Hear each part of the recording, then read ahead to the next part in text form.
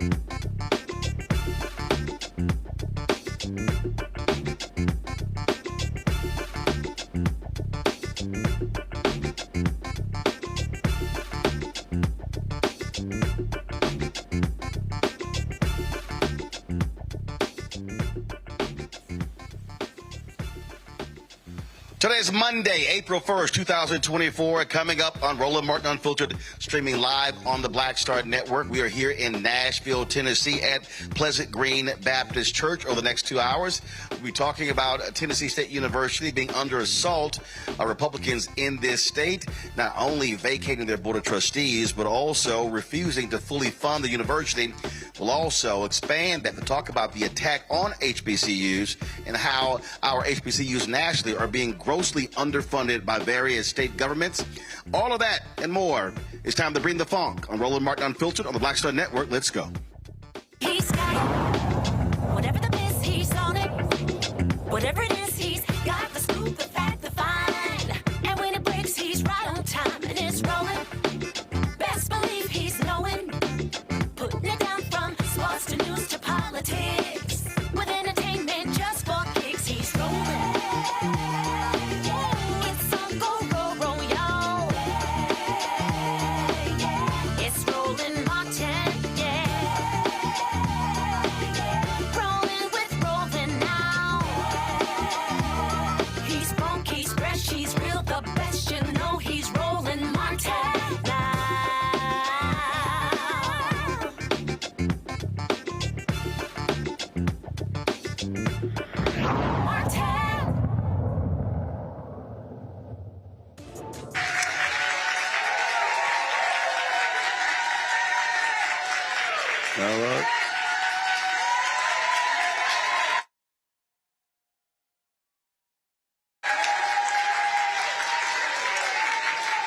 Folks, we are here at Pleasant Green Baptist Church in Nashville. With that shot, you can't see the folks sitting out here, but folks are here.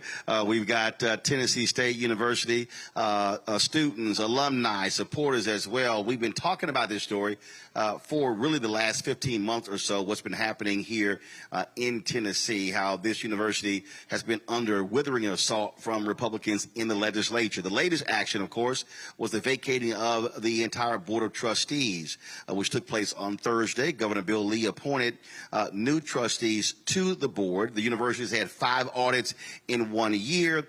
But the crazy thing is the audit discovered that there was no fraud. So why would you be replacing an entire board when you don't discover any fraud whatsoever?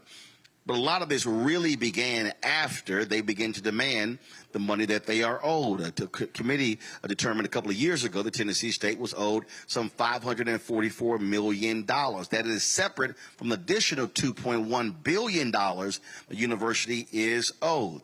Republicans complain about issues with lack of dormitory space because of the growing student population there, yet that's what you would want. You would want to see great progress in terms of the population increasing. Well, earlier today at the state capitol, a number of us participated in a news conference there, raising the awareness and bringing attention to this issue. Among the folks who were there, of course, Reverend Dr. William Barber, Repairs of the Breach, Reverend Dr. Frederick Haynes III, who is senior pastor, Friendship West Baptist Church, President CEO, Rainbow Push Coalition, Latasha Brown, co-founder of Black Voters Matter, Tamika Mallory, co-founder of Until Freedom, as well as a student government president as well, and the student trustee on the board as well. Here is what took place earlier today. I think it's important to understand why students choose HBCUs. I know a lot of individuals who question that, who might not have our best interests at heart. Well, I'll answer it for you. Students choose HBCUs because this is the network of individuals where we are actually invested into. This is where we're given that opportunity. We're given that second chance. We're not blindsided and we're not thrown to the curb by the different disparities and systematic oppressions that we face on a daily basis. I think it's a way to allow us to overcome the challenges that we face within our communities, to become that change, to become that uplifter, to become a part of the new strategy, to become a part of the new expectations. I think it's about time that we understand what it means for a student to actually attend an historically black college or university. It's pouring into the foundation that have been left for African Americans to receive education. This is what matters most, correct? As we know that education is one of the most valuable keys in this country as far as success. So there's no doubt that the most valuable key to success is being taken, or is being underfunded, or is being negligent. It's very interesting to me that, considering the disparities that HBCUs are facing, this isn't just Tennessee State University. Several, if not all, HBCUs are facing similar issues, and it is not a coincidence. Irregardless of what the legislature has done the other day, the fight still continues. The fight still continues.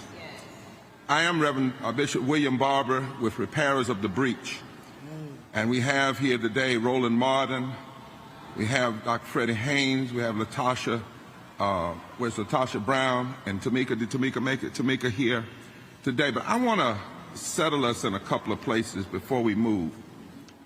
Number one, we're here today to say to all alumni and students, it's time that we sound an alarm and fight back in every state.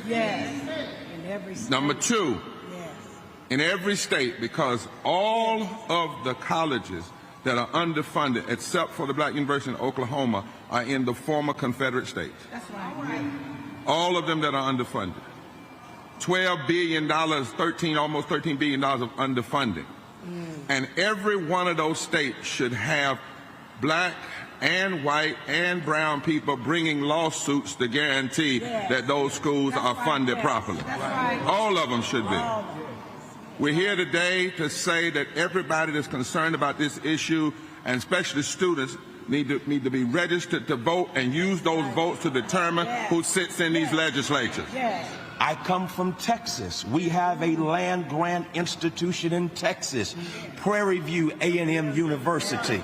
And I'm simply saying, as a proud alum of an HBCU, our HBCUs have always performed in an outsized fashion, outperforming, in a real sense, the limited resources that they have been given. In a real sense, HBCUs have been guilty of doing much with little. And as a consequence, land-grant colleges, which were founded, thank you, Bishop Barber, for that history lesson. But the rationale behind land-grant colleges was to ensure that these colleges would make a contribution to the state where they found themselves. Tennessee State University has made an invaluable contribution. You can't think of the Tiger Bells doing what they did during the Olympics without connecting them to Tennessee State University. Tennessee State University with Wyoming-itis, not to mention Carl Rowan, not to mention Oprah Winfrey. We could call the roll of the contributions that have been made by graduates of this institution, and yet they have made it being underfunded. Imagine what would happen if Tennessee State University was invested in a way that was commensurate and with what you do, Tennessee, the University of Tennessee.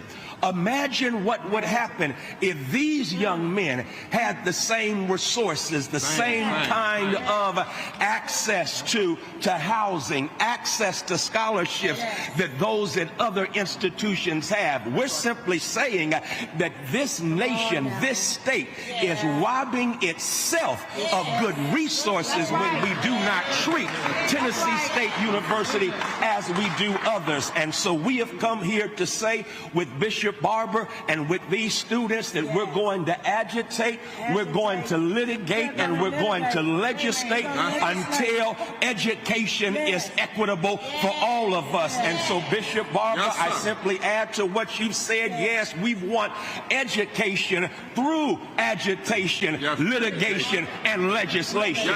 And we're going to have it, and we ain't going to let nobody turn us around. Why is Tennessee State being treated differently than UT? And you ask me, what do I mean by that? Well, let me tell you what I mean by that. Why is it that here we're hearing that part of the audit was as a result of, yes, there was housing, that the state, they accepted too many students and they needed extra housing. Well, in fact, the University of UT actually had more students that they needed, and they had the money, guess what, to purchase and buy a hotel. Why did TSU have to go back to the legislature? Because their money that they did not have $2.1 billion, and they had to go back to ask them for resources for the hotel. Perhaps they could have purchased a hotel as well if they had gotten the $2.1 billion. And I question whether either the UT was able to purchase a hotel, because perhaps some of the money that was meant for this university actually got allocated to that university, right? Other resources. So as we stand here in this space, even the audit itself, let's just break down this whole idea of the audit. The state paid $2 million for an audit that the discrepancy actually accounted to $4,000. This is not about a discrepancy, and there were discrepancies at other universities. This was not about this. This is an attack. And so what we're seeing all across this nation, this attack on DEI, it's not just an attack on DEI as a program, it's an attack on diversity all across this nation. There's an attack on equity all across this nation. And there's an attack on inclusion all across this nation. And so we're standing here now on the backdrop of TSU, but we're saying there's $13 billion that's owed us. Give us what we owe, what you owe us. It was important that we be here today and that we spend this day not just supporting the students of TSU and this institution that we are specifically in this state to focus on, but HBCUs across the nation that need the voice of all of us, all the organizers, the advocates, and every single student and administrator needs to be outside of the buildings, on the ground, getting together with people in the local community to say that this is not just a college issue, it is not just a student issue, it is a community issue. And the reason why we know it's a community issue, I've heard as I was running in, I could hear Roland talking about the attack in general that is happening across the board against our communities. The banning of books and the banning of really our stories in the educational system. The attacks against diversity, equity, and inclusion. The defunding of our programs. Voter suppression. Actually, the other piece is the narrative is shifting around Black folks and our needs and our contribution to this nation. There is an attempt to erase us, and we must be clear that it is coordinated and it is actually very strategic if you're paying attention. And so we must be the same. We've done this before, brothers and sisters. We are attacked constantly. What we cannot allow is the naysayers to get in our minds and tell us that we're uneducated, we're unqualified, and that we do not deserve to reap the benefits for a nation that we built. We built this nation on our backs. And as my sister Angela Rye would say, we did it for free. For free, that's right. But we will not stand by and allow it to be for free. We didn't have a choice back then. We have one now to say you will pay us, you will respect us, and you will invest in our communities and especially in our young people. Now, if you missed that news conference, you can actually go to our Black Start Network app. You can go to our YouTube channel as well. You can see the full 1 hour and 15-minute news conference. So that sets the table for the conversation we're going to have. And so right now we'll go to a commercial break. When we come back, we'll chat with our panel here. We'll, of course, join in D.C. by Dr. Greg Carr, of course, a graduate of Tennessee State University. But we also have a number of folks here as well, folks here in the audience. And because, again, as we said, this is not just a Tennessee State student issue. You're talking students, faculty, staff, but also you have more than nearly 8,000 students, and we're talking about businesses in the community around the university as well. So it's a much broader issue, and we're going to unpack that for you right here in this special edition of Roland Martin Unfiltered here in Nashville. We'll be right back in a moment.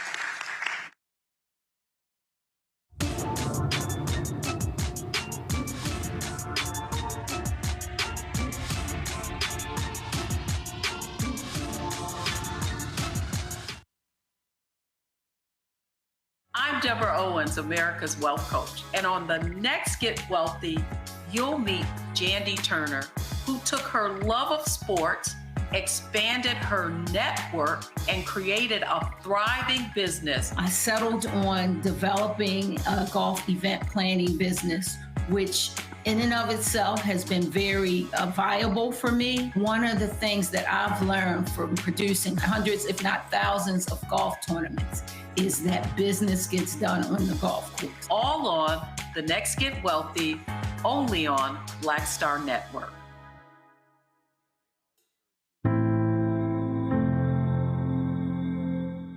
This is Attorney Demario Solomon Simmons. I'm a national civil rights attorney. I'm also the founder and executive director of Justice for Greenwood.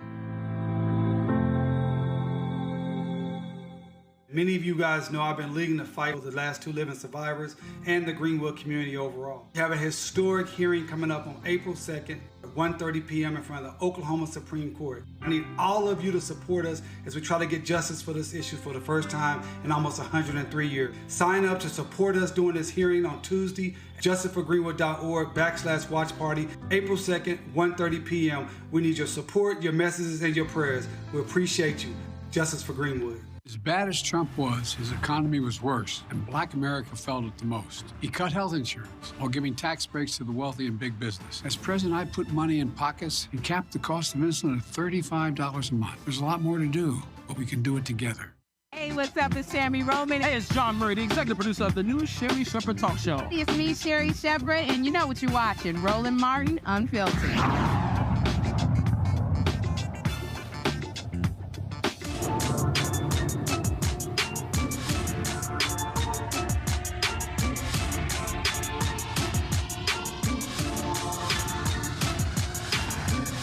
Keep clapping. All right, folks, we are back. Pleasant Green Baptist Church here in Nashville. Let me introduce our first panel. Again, joining us from D.C. Is Dr. Greg Carr, Department of Afro-American Studies, Howard University, Washington, D.C., Tennessee State graduate. So glad to have Dr. Carr here. Joining us on stage, a number of fine voices. We have, of course, Tequila Johnson, co-founder and executive director, the Equity Alliance.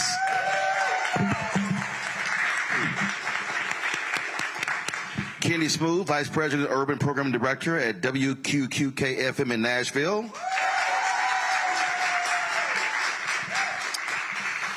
Also joining us, Sean Wimbley Jr., Tennessee State University student, and, well, listed as former trustee, but that's sort of in question, but, of course, student trustee on the board.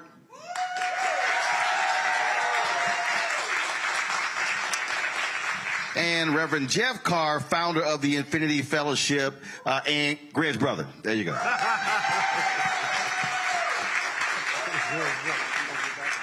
So I want to start here, and Sean, I want to start with you because what people have to understand is that there are a lot of moving parts here, and I fundamentally believe, because how we've been covering this, that the moment that committee said that Tennessee State was owed $544 million, then all of a sudden the bullseye was on the university's back. And then folk began to all of a sudden, who've ignored the university for the longest, now all of a sudden have care and concern about the university. So, and I asked this question earlier, so I'm just curious. Most of these legislators, have you ever seen them on campus? So I'll say this. The SGA president and I have been talking with legislators to get them on campus.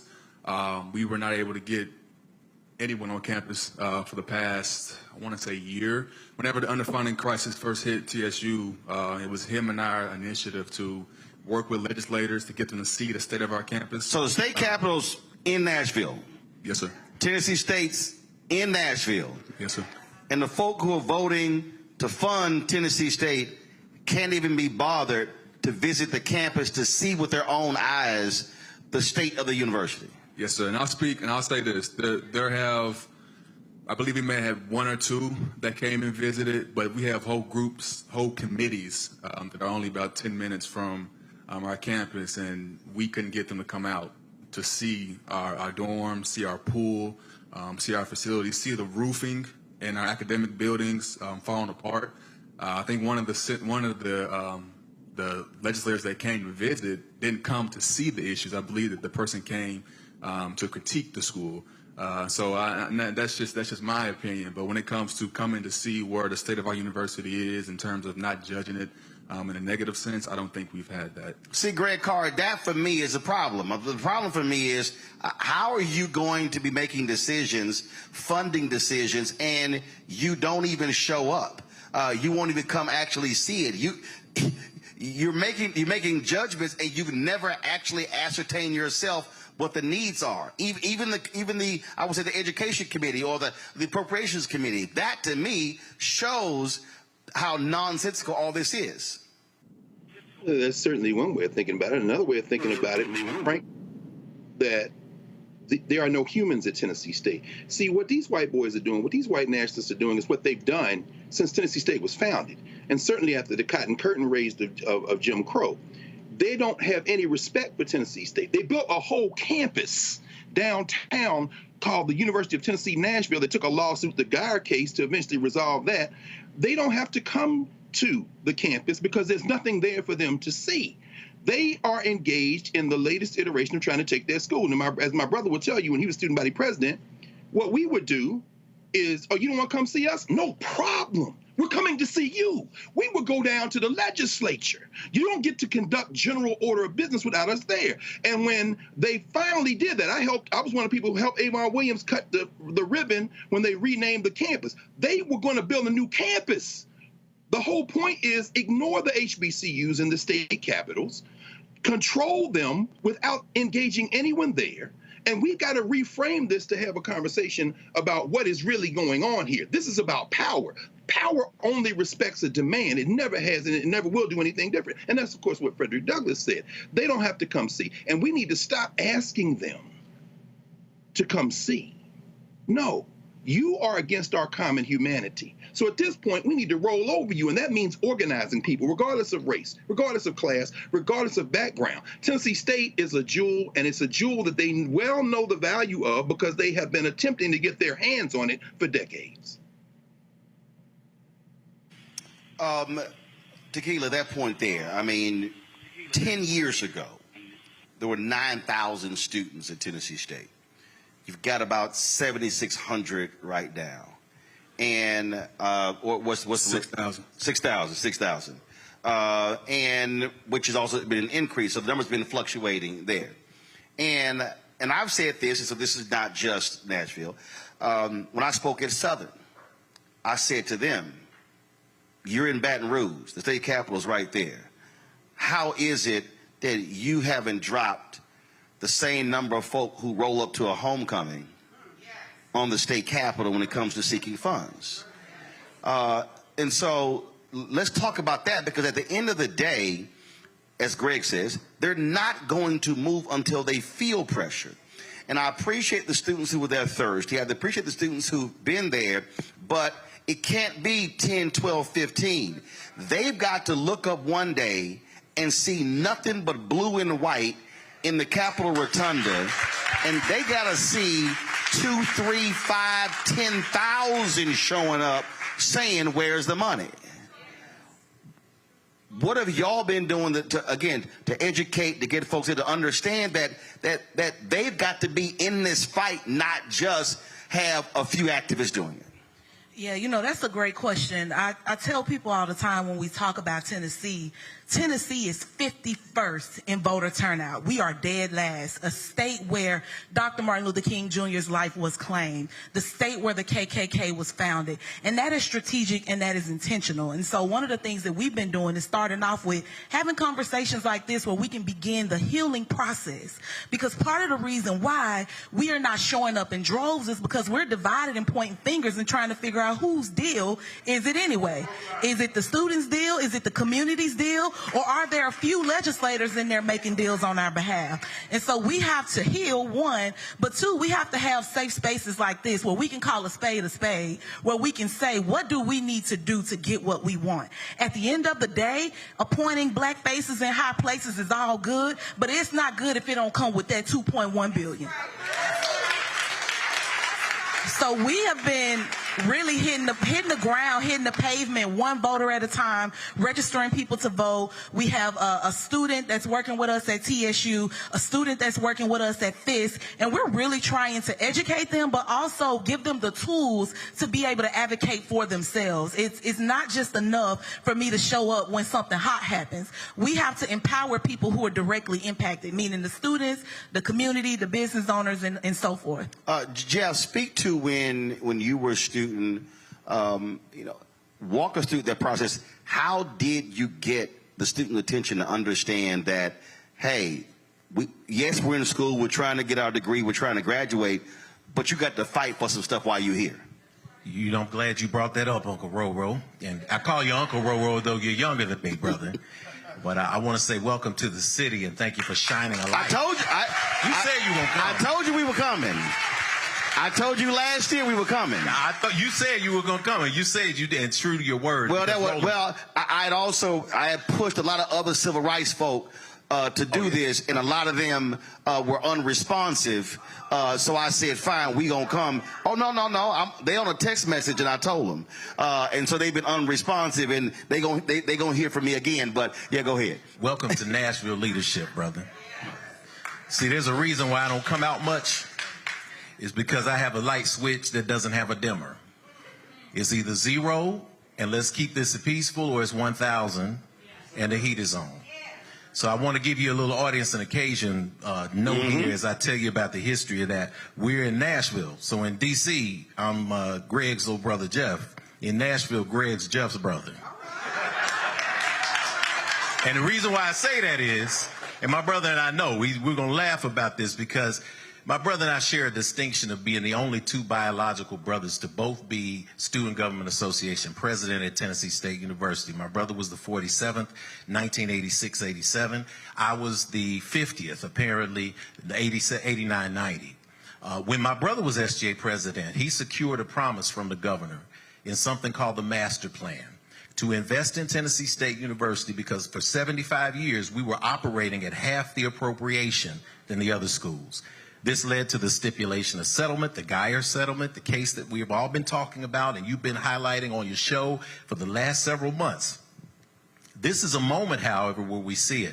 The next SGA president after my brother, nothing got done. The president after my brother, nothing got done. By no fault of those presidents, but by the state dragging his feet. When I was elected SGA president in '89 in that summer, I looked at the cabinet and the student body and I said, before I leave this university, this state is going to go through on their promise. They're going to fund this university. Now, what did it take? It took 14 days lying on the floor. Many of the faces in here, I look out here, I see Brenda Haywood, I see Vanita Lewis, I see Gary Burke. When I see your faces 34 years ago, last month, we took over the administration building and refused to leave. We went to the downtown campus, and for 14 days we sat there. 9 of those days we went on a hunger strike. I didn't eat for 9 days. I watched my fellow students at the age that Brother Wimberly is be carried out in ambulances with IVs in their arms. We marched through 150 riot policemen with a canine squad in the background, shoulder to shoulder, 2 by 2. You remember that? I see the faces from the city. Y'all know. There we are. We got out of, and here's what happened. Here's what I know. As a result of that sit-in, 2 things happened. Number one, I sat down with Ned Ray McWhirter in his office after midnight, and he pleaded for this thing. Folks don't know who is that? The governor at the time. Got it. Ned Ray McWhirter. Country White May said, call me Ned Ray. He said, how do we end this thing? I looked at him and I said, you write the damn check. So, respect to the house, Brother Jackson. Thank you so much for hosting us here. Last time I was in this house, I was funeralizing my mom, my mother-in-law right there. So I know I have respect for the house, but that's what I told the governor. And he said, we will make it happen. Can you make it happen with Lois DeBerry, who was a representative out of Memphis, Tennessee? This is Roland Martin Unfiltered. This isn't TV1, it's in CNN. So Roland encourages us to be honest with people. So I'm going to be unfiltered, and if y'all never see me again, so be it. I'm happy with my divine purpose in life, and I'm happy anyway. Listen, when we said this, we moved forward. The reason why we had to have Lois DeBerry out of Memphis is because the Negroes who were state representatives here were terrified. They refused to support the students. The conversation that I had with our good Representative Love, who I appreciate standing in and making sure that we found this money, with the representative that I had at the time was his father, Representative Love. He did the best he could. He was friends with the president, though. That's the first time as a young man I was ever cussed out by a state representative who told us to get off the floor and go home and let them handle it legislatively. We did not listen.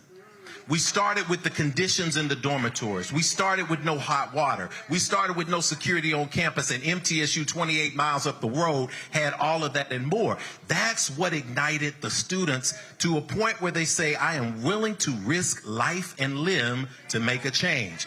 It produced $120 million in investment at Tennessee State. The buildings, even the gate up there, is a result of that sit-in. Story's not been told. Because we talk about the sit-in the 60s, and the leaders in the 60s, C.T. Vivian, came down here and sat in with us. Congressman Ford came down here and sat in with us. Bernard Lafayette sat in with us during that struggle, and they said, keep going. They took on the president. They took on the governor. This ignited, you'll remember Jefferson Street. There were 2,000 people marching down Jefferson Street. The reason why that happened is we were operating from an authentic space that originated from the students. This is where this movement has to come from. We have to hear what the students want, and we have to support them in a powerful way. I got 4 words that I tell every single person, almost every single Sunday. And so, what next? I want you to meditate on that. And so, what next? There's racism in Tennessee, been happening for the 100+ years Tennessee State has been here. The legislature is against us. And so, what next? We still ended up building a reputation that has been unparalleled. And several things can be true at once, and I know we're going to unpack those things. So as I close, I'm going to say, having been person who was partly responsible with other people of investing $120 million into Tennessee State, I operate from a place of fruit. If you invest in that, then talk to me. If you got more, I'll sit on the floor and listen to you. But we have to begin to put our minds together based on practices that work so that we can force support for this university and recognize that several things can be true at once. It can be true that the state is against us. It can be true that the state owes us $2.1 billion. And it can also be true, Brother Sean, don't even say anything. I don't need you to say anything right now because I just woke this to resonate. It can also be true that it is a shame that 34 years ago, we invested $120 million in this institution, and they got broken elevators in Rudolph Hall. It is also true that we have leaders locally who will not make a statement. You haven't heard anything from this city. You haven't heard anything from this council, the flagship university here. It can also be true, and it can also be true that the current board that is coming on may be a good direction for us as well, because knowing many of the people who are on this current board and many of the people are on the last board, when it's time to make a change, you have to make a change. We want to be cautious in this, that we work together on all fronts to make sure that this university experiences growth. When I was in school, 7,500 students in Tennessee State. 28 minutes down the road, MTSU, a school that's dying to be TSU. I mean, I have friends that go to MTSU, great institution, but no reputation national. That's Middle Tennessee State. Middle Tennessee State. Whenever they say their name, they say, "Oh, Wilbur Rudolph." Oh, no, that's not us. We're up the street. They say Oprah Winfrey. Oh no, that's not us. We're up the street. So they're trying this identity thing. But how is it? TSU, when I'm in school, 7,500 students. MTSU, with no reputation nationally, 9,000 students. Now, MTSU, 21 to 24,000 students. Tennessee State, 6,300. Something's wrong. And it's time for us to begin to fix that. Kenny,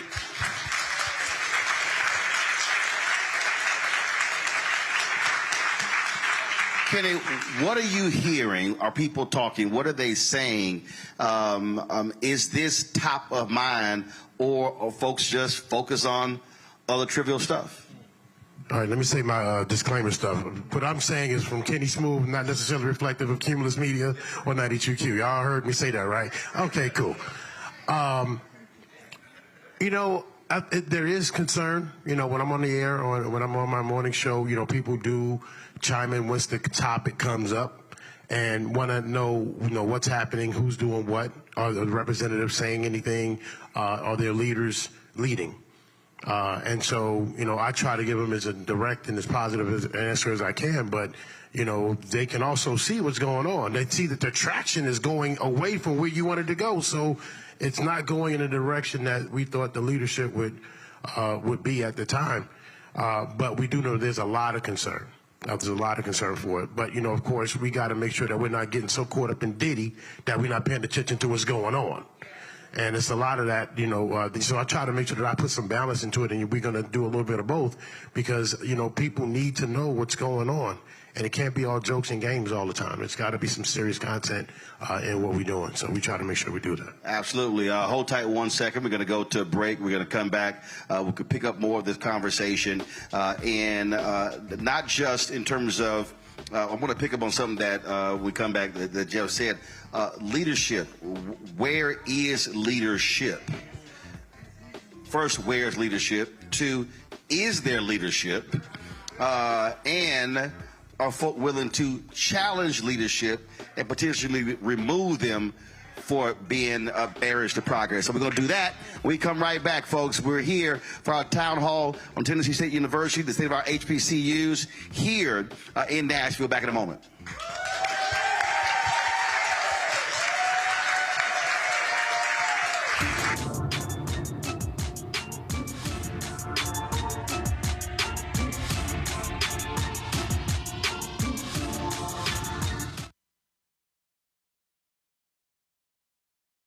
Fanbase is pioneering a new era of social media for the creator economy. This next-generation social media app with over 600,000 users is raising $17 million, and now is your chance to invest. For details on how to invest, visit startengine.com/fanbase or scan the QR code. Another way we're giving you the freedom to be you without limits.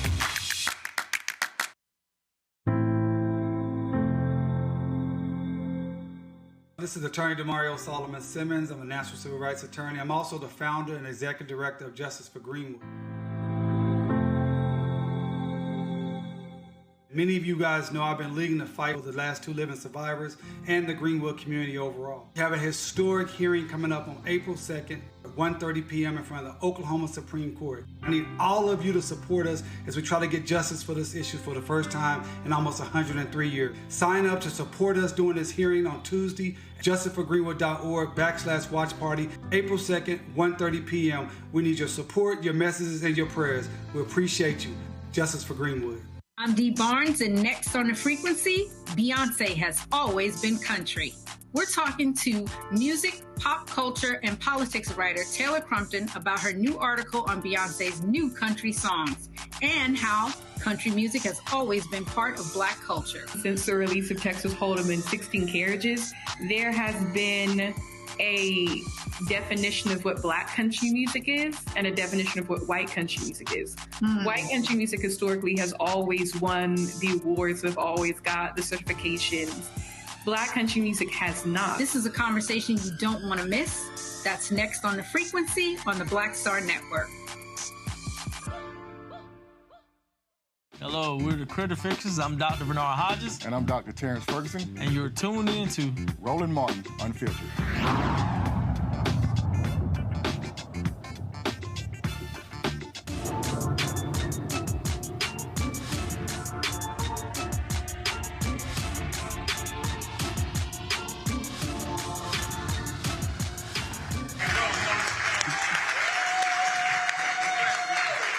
Folks, welcome back to our discussion here. Glad to be here.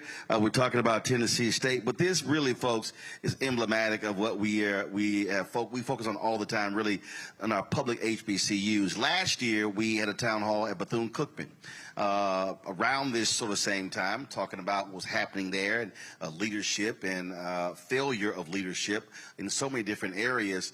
But what we are looking at right now is a fundamental problem when we talk about HBCUs. Historically, they've been underfunded from day one. And you have numerous reports showing what is needed. And you have folk who have been doing amazing work with half the money or 2/3 less money than what white institutions are receiving. And so now is the opportunity for us to make clear that no, as Frank Lucas said in American Gangster, I'm going to get that money. And that really has to be a focus. I'm going to turn back to the panel because before we went to the break, we talked about leadership. And Greg, I want to start with you because the thing for me is if you're talking about a university that's in this city, Jeff is right. That is mayor, city council, county commissioners, business leaders. See, I believe everybody has to be put on Front Street and ask the question, are you standing with us or are you standing against us? I was here in Nashville probably a month ago, and it was I forgot the group, I'll look it up. It was a minority, what was it called? It was like a multiracial caucus, and I said to them then, are y'all standing up on behalf of Tennessee State? I said, because if they can find money to fund a football stadium, then how do you not support a university? And I think, Greg, I think part of the deal is that a lot of us are actually afraid to challenge leadership to force them to be on the record. Yeah, I would agree with that, Roland. It's a different day. I think, and again, this is why Black Star Network is so important and why this conversation is so important. This is a different conversation that we have to have as a people in this country. In many ways, Tennessee State presents a microcosm of what has emerged over the last 2 generations in the wake of the so-called civil rights movement. And let me just be very concrete about that. In 1947, the University of Tennessee started a continuing education campus in Nashville. Not much noise or fanfare around it. About 20 years later, Rita Sanders, now Rita Sanders Geyer, and students at Tennessee State filed a lawsuit under Title VI of the Civil Rights Act of 1964, which didn't exist when UT started that little campus program in Nashville, arguing what we see as the line in these Title VI cases around HBCUs around the country, whether it be in Maryland, as you discussed many times, whether it be in Louisiana, with Ayers versus Fordyce and other places, Florida, among them, Alabama, among them, that these white institutions were duplicating things that were already going on in the city. Well, that was the the Geyer case that you heard Jeff mention, and as he said, we talked about many times, ends up over the arc of the next 10 or 15 years being at the base of the war over Tennessee State, which is a proxy for the war over HBCUs, most of which, as Reverend Barber said today, are behind the cotton curtain. This is because you saw a minuscule uptick in the number of students, black students at the University of Tennessee and other places in the state, but you didn't see white students coming to Tennessee State. And this is where the hot water happened. This is when the federal judge at the district court level, ultimately leading to the stipulation of settlement you heard Jeff talk about, says that, well, Tennessee State needs to become 50% white. And they put a target date in the mid-90s, something like that. And you can't force people into going to college somewhere. This isn't K-12. But the proxy battle over this was exactly because these folk knew that Tennessee State was offering not only quality education, but a superior education, and like Jackson State in Jackson, like Delaware State in near Dover, like FAMU in Tallahassee, North Carolina Central in Raleigh, like Virginia State in Richmond, or Alabama State in Montgomery. In these state capitals, and many of these HBCUs are in state capitals coming out of Civil War because black folk moved into those state capitals, they offer superior education for folks in government, folks who are in the state capitals doing business with government. You can get certificate programs. You can do all this kind of thing. So there's a reason you want this campus. Let me wrap this up, because you asked a question about leadership, and this is where I'm going with it. The folks who fought those battles, the man whose name is on the now downtown campus of Tennessee State, Avon Williams, he didn't have fear. When I was at Tennessee State, he was still in the state legislature. He was ill ultimately with the sickness that took his life, but he had just moved out of that position, but he was a warrior. The warrior class in our communities has become absorbed into this post-civil rights movement, integration tilted, petty bourgeois, DEI approach to fighting. Now it's about the folks who kind of represent black people by being there, by being present, but not voicing it. We used to call Tennessee State, we said, it might not be a bad idea to have a branch campus of Tennessee State in Memphis. Why? Because so many students from Memphis, he's called the one town, were in Nashville that we thought that was important. There was a representative, Jeff, you remember Rufus Jones, out of Memphis. We used to blast holy hell out of those legislators who were in the Tennessee's legislature who would not argue. Now, if memory serves me correctly, Justin Pearson is out of Memphis. And I'm sure, I haven't seen Representative Pearson's statement, but I'm sure he's made a statement about what's going on in Tennessee State. Justin Jones is in Nashville. And I'm saying between the Rufus Jones generation, who might not have said anything, who thought they could go along to get along, in a legislature that's very different, because remember, the Democrats still had a majority. Nat Ray McWhirter, who you saw Jeff met with him, I met with him, and in fact, we endorsed him for governor. That's how we got him in the Pincher move. He was a Democrat. What has happened is all those Democrats, those good old boy Democrats who came out of that era, have moved into the white nationalist party for the most part.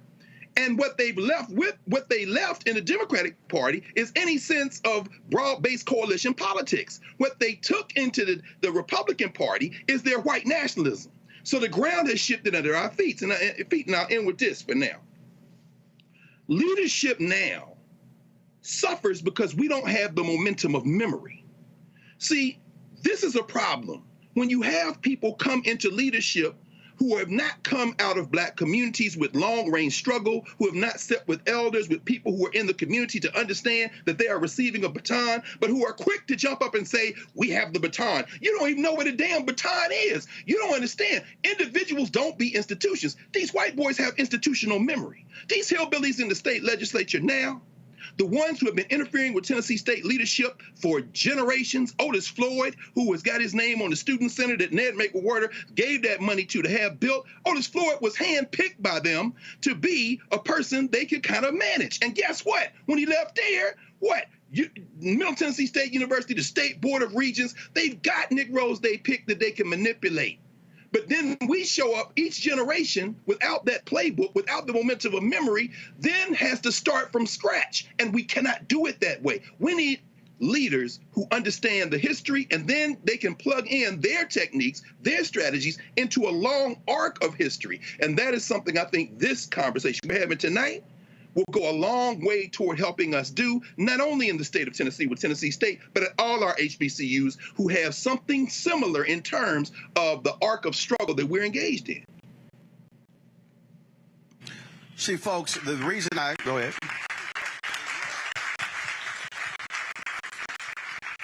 The reason why the leadership piece is important, and as Jeff said, the show's called Unfiltered, because I don't care if they don't like it, because I own it. This is a fundamental problem. We organized, we were invited in by the students to have the news conference today. And I said, we're going to do the broadcast from here, because when you own it, you can make those calls. Brother came up to me today and said to me, he said, I want to let you know at the NAACP, we're here, but we cannot wear our paraphernalia. And I said, why?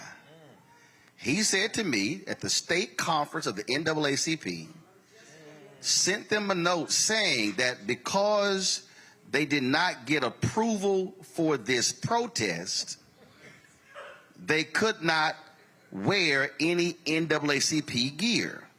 I said, well, first, this is not a protest. It's a news conference. And he showed me the text message. Now, I'm on a text thread where Derek Johnson, the CEO, is on it. And I put on there, I'm flabbergasted by that decision. And see, that to me right there, Jeff, is a problem. It's a problem when if we are standing in the state capitol fighting, again, I'm from Houston, okay? I fight for Texas Southern, for Prairie View. Listen, I'm a Texas A&M graduate. I've called them out. I blasted them. But this is a perfect example for me of weak leadership, of impotent leadership. That what the message should have been is flood members there. Wear your shirts. Wear your hats. If you have students at Tennessee State and we're talking about fighting for them, then I need the Alpha president, the AKA president, the Delta president, the Iota, the Sigma, Omega, Kappa, Zeta, all of them saying we're going to stand with our chapters on those campuses. I'm not interested in seeing all the photos and the videos of who just crossed line if you ain't saying nothing about the money. Where is the Nashville Urban League? So, again, I said on the show all the time, if you represent black people, which black people do you represent? Go ahead. I told y'all I own it, so I don't care. My brother, in like fashion, there's a language that we speak that some people cannot understand. Since I left Tennessee State University at 22 years old, I ran a newspaper called The Third Eye for 11 years. I ran a theater company on Clifton Avenue called the Amon-Ra Theater for 11 years. I have a space called the Infinity Fellowship right now, 10 years in. There's never been a time in my adult life when I did not sign the front of the check. So it's different when you own stuff. Yep. Because then people can't tell you what to do. The issue in Nashville is the issue that is in very many other cities, as my brother elucidated. He's great. The petty bourgeoisie. We have an issue in this city. Again, since I'm not employed by anybody, I don't have a revenue stream, I don't have hundreds of thousands of dollars coming in from outside sources and foundations and everything to pay me to say this kind of thing, I'm going to say it very clearly. Too many people in this city have been manipulated by small special interests whose job it is to create a city that disenfranchises the poor and black folk in favor of business and growth. Across the street from this church, Jefferson Street, Meharry, 10 years ago, you could get a 50 by 150 lot for about $6,000, maybe $1,200 if you were lucky. That same 50 by 150 lot is now $350,000. Behind Tennessee State, the place called College Hill, when we knew we were hurting as campus students, the NAACP, which is 2 doors down, showed up for us in full gear. Michael Grant was the president at the time. The Interdenominational Ministerial Fellowship, which at the time was the most powerful organization of ministers in town, Reverend Kelly Miller Smith, Jr., Reverend Wallace Charles Smith, all of these people came out and said, don't touch these kids. And they stood behind us. They didn't lead us. And that becomes a difference. They did not lead us. They said, what do you want us to do? Right. Which is the way it should be. It's called We're Here to Help. We're here to have your back. And we have your back. Because when you move into a space of elderhood, you're there for the young people. When they make a move, you follow them. In the absence of that, if the students are not in a space where they speak up, we have to be careful in this city because there are people who will take the opportunity to grab this camera lens and this light to promote their own agenda, and much of the time it is tied to those special interests who are making the donations to the campaigns. I have seen people on council go from, we will not stand to the developer, to looking in their account and seeing $200,000 from the people they said they would stand about, and everybody got quiet as our neighborhoods disappeared. How does this tie to leadership at Tennessee State and how we move forward? Because many people who come into this space who are taught that the pursuit of capitalist ideals is the ideal, when they come in and they have potential and talent, when they have this fearlessness, somebody comes in and says, let me introduce you to the right people in the room. And instead of doing the right thing, they're convinced that they're doing the best they can. So when it's time for the cameras to come on, they show up and they talk and they're there. But when it's time to do the day-to-day work, many of these students out here, I counsel personally, spiritually, as a spiritual leader. And they come in and they're crying and they're hurting because they say, nobody listens to us. And every time we try to tell our story, somebody from some random organization that we don't know about pops up and grabs a mic and won't even listen to us. We have got to get this balance in. That's why I'm grateful for you for coming to this city, because there are things that you can illuminate that other people in this city are too afraid to illuminate because their hand is in the bag. I'm not saying this from a judgmental space.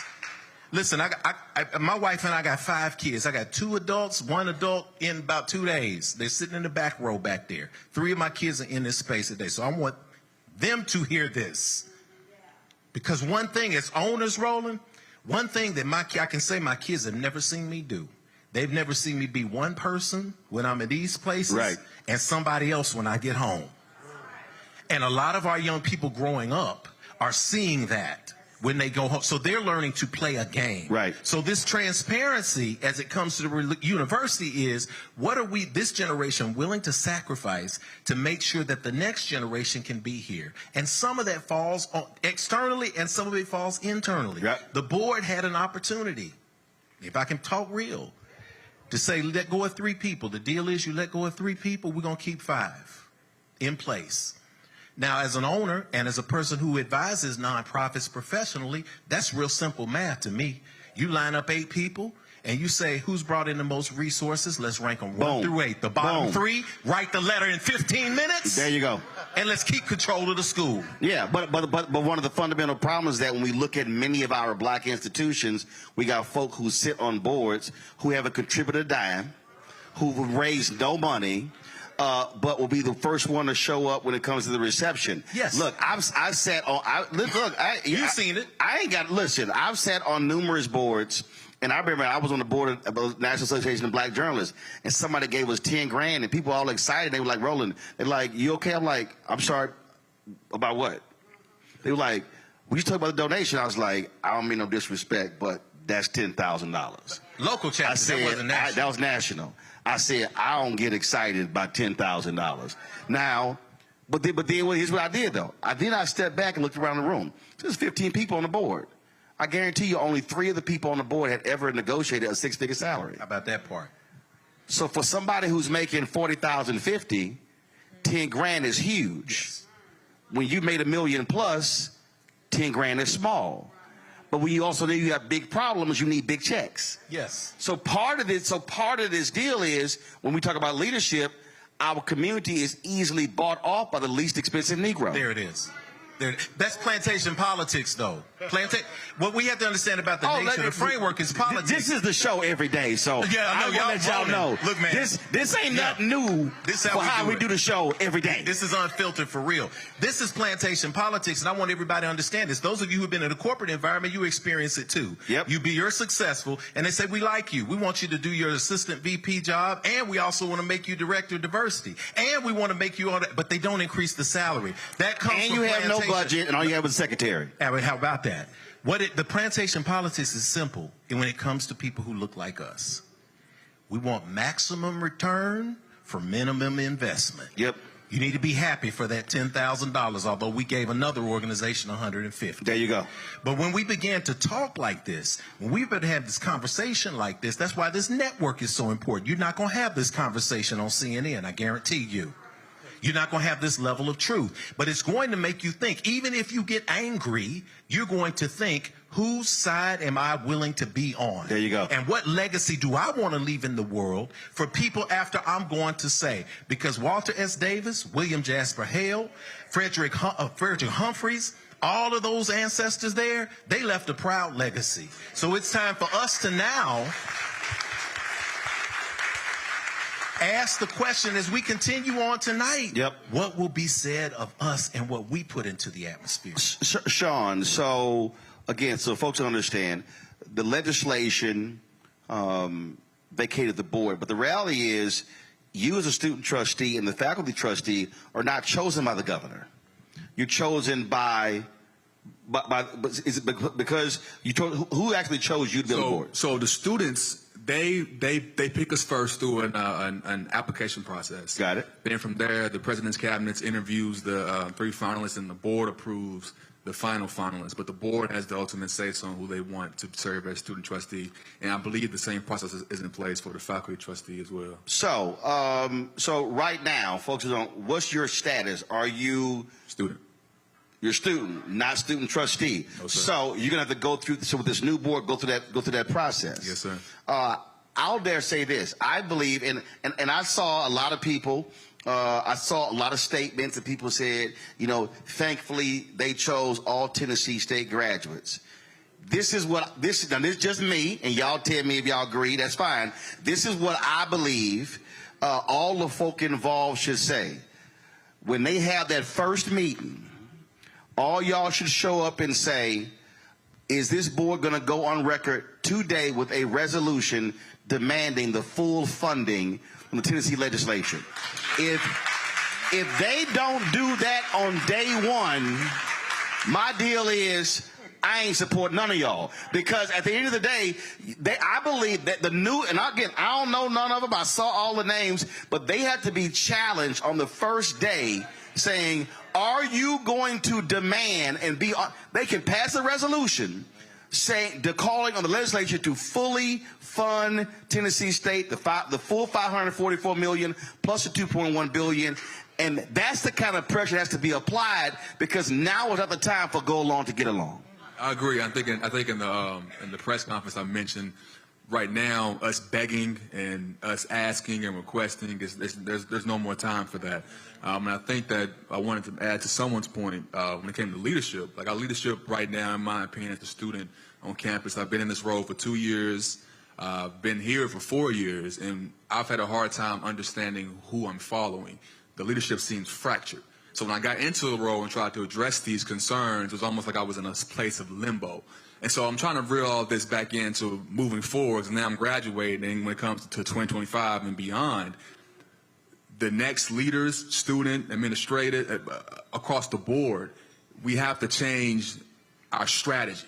We can't ask for it no more. And what you're saying, Mr. Martin, go into when this first meeting comes, are they going to address this issue? And I think that while I'm still working to get back into the role, that's something that myself will be working on as SGA president. We'll be working on to ask those hard questions. Or is this going to be on our agenda? Because from my experience before, I wish Darrell Taylor was here to mention that we've had a hard time trying to get a detailed plan from the board, from administration, on how we're going to address this underfunding issue, and at this time, the board issue. So.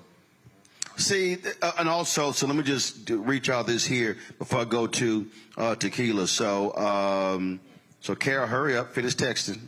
Hurry up, answer my question. Hurry up. She's slow with the text. All right, so I asked my producer, Kara, again. I said, because first of all, let me explain to you. So this was initially supposed to be on the campus of Tennessee State.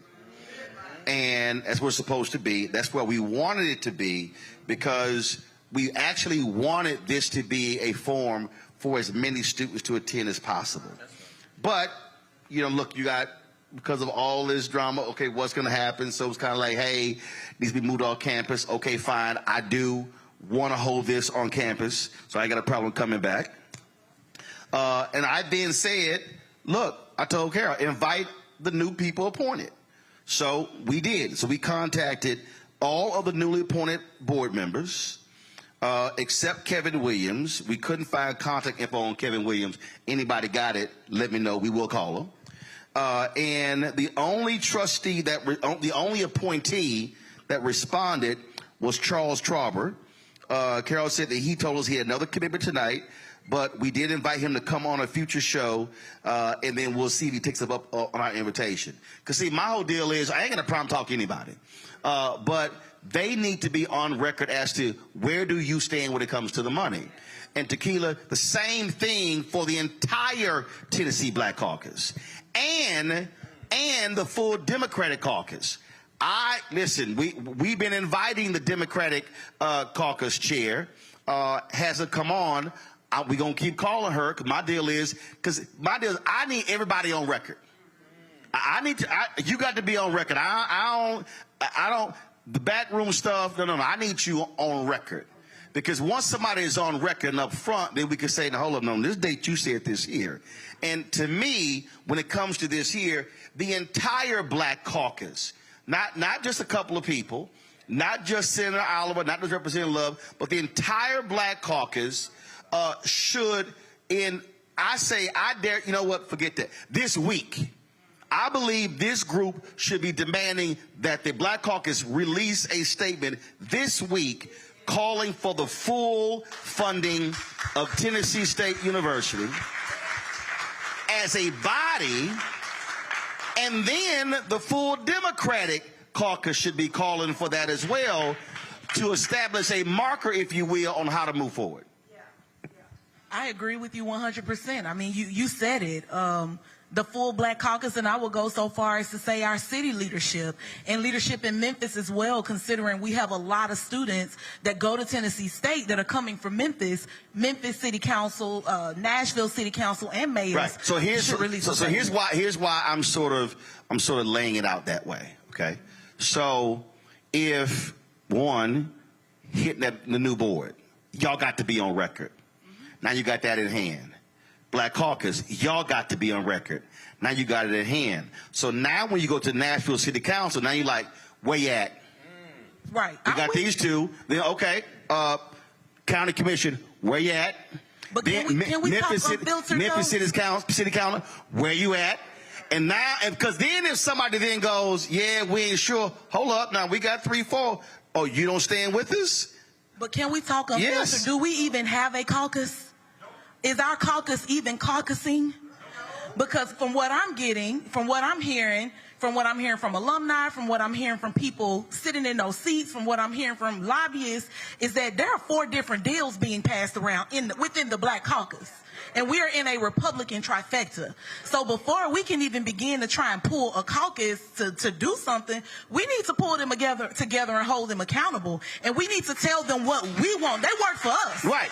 But that's why I mean demanding from the caucus, and every Black Caucus member sign the letter calling on the funding. And again, those who don't sign, that's what we say. I was going to say, what where did you say, at? Jeff, and then what? Where you at? Because some of them are not going to sign. We have Black folk that ain't even in the caucus. Some of them are not going to sign. Hold on. So you got some Black legislators who are not in the caucus? Absolutely. Who? Well, because they will get called. I'm just letting y'all know. Last I heard, Representative Jones was kicked out of the Black Caucus. So Representative Jones. Yes. Got so it. this is now he's where on record, but he was kicked out of the caucus. I got it. He was kicked out of the caucus. Hold on. Go ahead. I'm gonna text him. Was he kicked out of the caucus? Go ahead. That was the last I don't wait heard. to check. Now, go ahead. I don't like to get involved in they on the floor of politics, because I believe that they work for the people, and if they too afraid that they gonna lose their seat if they stand up, we can take them out of it. So even people who my former business partner is elected, and when I ask her for something, I show up like I'm showing up to talk to Governor Lee. Make no mistake about it. This isn't about making friends. This is about getting change. And if you want to make change, you got to know that you're not going to be liked. And I mean, a lot of people don't like me, so I'm okay with it.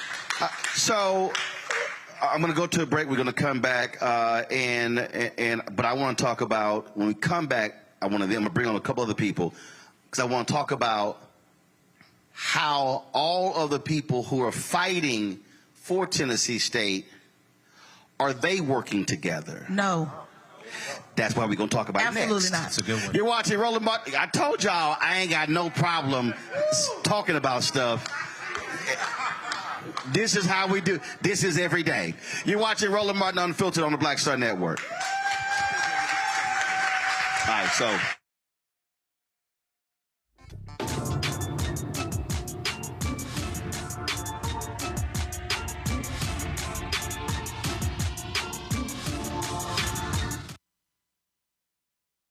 As bad as Trump was, his economy was worse, and Black America felt it the most. He cut health insurance while giving tax breaks to the wealthy and big business. He stoked racial violence, attacked voting rights, and if reelected, vowed to be a dictator and, quote, get revenge. We can't go back. As president, I put money in pockets, creating millions of new jobs, and capped the cost of insulin at $35 a month. There's a lot more to do, but we can do it together. I'm Joe Biden, and I approve this message. Fanbase is pioneering a new era of social media for the creator economy. This next generation social media app with over 600,000 users is raising $17 million, and now is your chance to invest.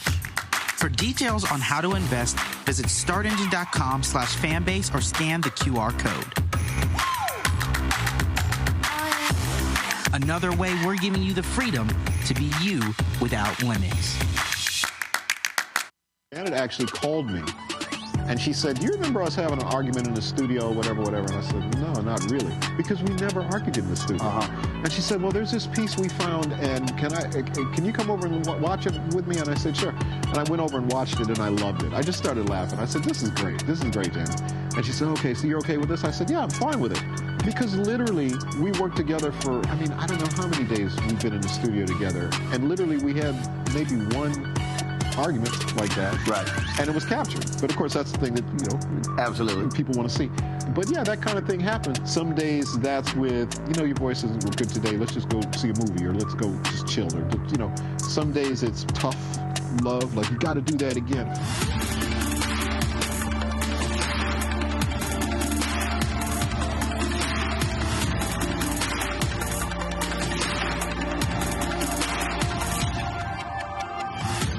Grow your business or career with Grow with Google's wide range of online courses, digital training, and tools. Gain in-demand job skills with flexible online training programs designed to put you on the fast track to jobs in high-growth fields. No experience is necessary. Learn at your own pace. Complete the online certificate program on your own terms. Stand out to employers, get on a path to in-demand jobs, and connect with top employers who are currently hiring. Take one professional career certificate program or all 6. Earn a Google Career Certificate to prepare for a job in a high-growth field like data analytics, project management, UX design, cybersecurity, and more. All professional career certificate programs must be completed by December 31st, 2024. Scan the QR code to complete the application. There are 1,000 scholarships available. Grow with Google and J. Hood and Associates. Be job ready and qualify for in-demand jobs. When you talk about blackness and what happens in black culture, we're about covering these things that matter to us, speaking to our issues and concerns. This is a genuine people-powered movement. There's a lot of stuff that we're not getting. You get it, and you spread the word. We wish to plead our own cause. Too long have others spoken for us. We cannot tell our own story if we can't pay for it. This is about covering us. Invest in black-owned media. Your dollars matter. We don't have to keep asking them to cover our stuff. So please support us in what we do, folks. We want to hit 2,000 people, $50 this month, raise $100,000. We're behind 100,000, so we want to hit that. Y'all money makes this possible. Checks and money orders go to P.O. Box 57196, Washington, D.C. 20037-0196. The Cash App is $RM Unfiltered. PayPal is R Martin Unfiltered. Venmo is RM Unfiltered. Zelle is Roland at RolandSMartin.com. Hey, what's up, y'all? I'm Devon Frank. I'm Dr. Robin B., pharmacist and fitness coach, and you're watching Roland Martin Unfiltered.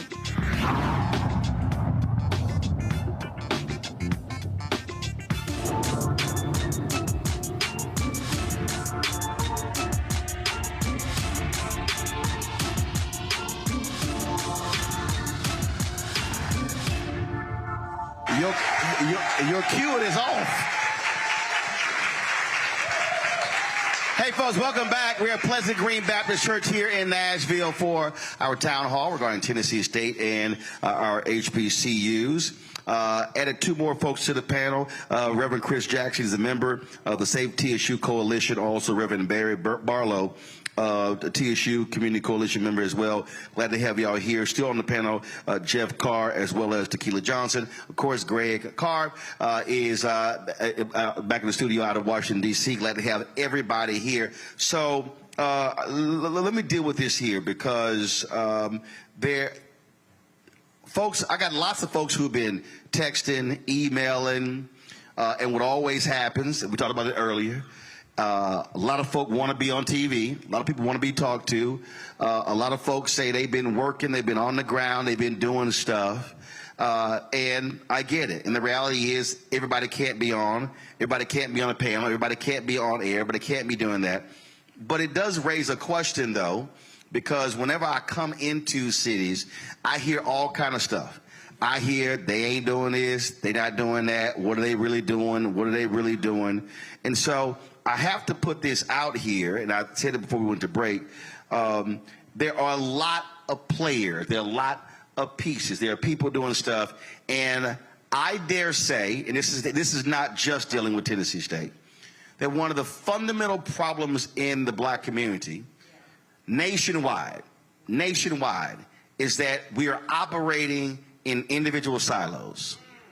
So we have all of these different entities that are frankly small, and what we're not doing is convening as a body and saying, okay, what are y'all doing? What are y'all doing? What are y'all doing? What are y'all doing? So you don't have duplication, you're not doing overlap, and then, okay, what action are y'all doing? We're gonna be there to support you. This is what we're doing. Y'all come support us. Because if the aim, Barry, if the aim is Tennessee State, then egos need to be removed. So the question is, are you seeing different factions work together? And if not, why not? Okay, I'm so glad you asked me that question. Because we have We being the Save the TSU Community Coalition. Well, first of all, for people who don't know, what is that? Save TSU Community Coalition is the coalition of individuals that came together in April of 2011 when we had a president named Dr. Portia Shields, who was systematically dismantling the institution. We worked with the governors, the folks at the time, and as a result, Dr. Glenda Baskin Glover was appointed president.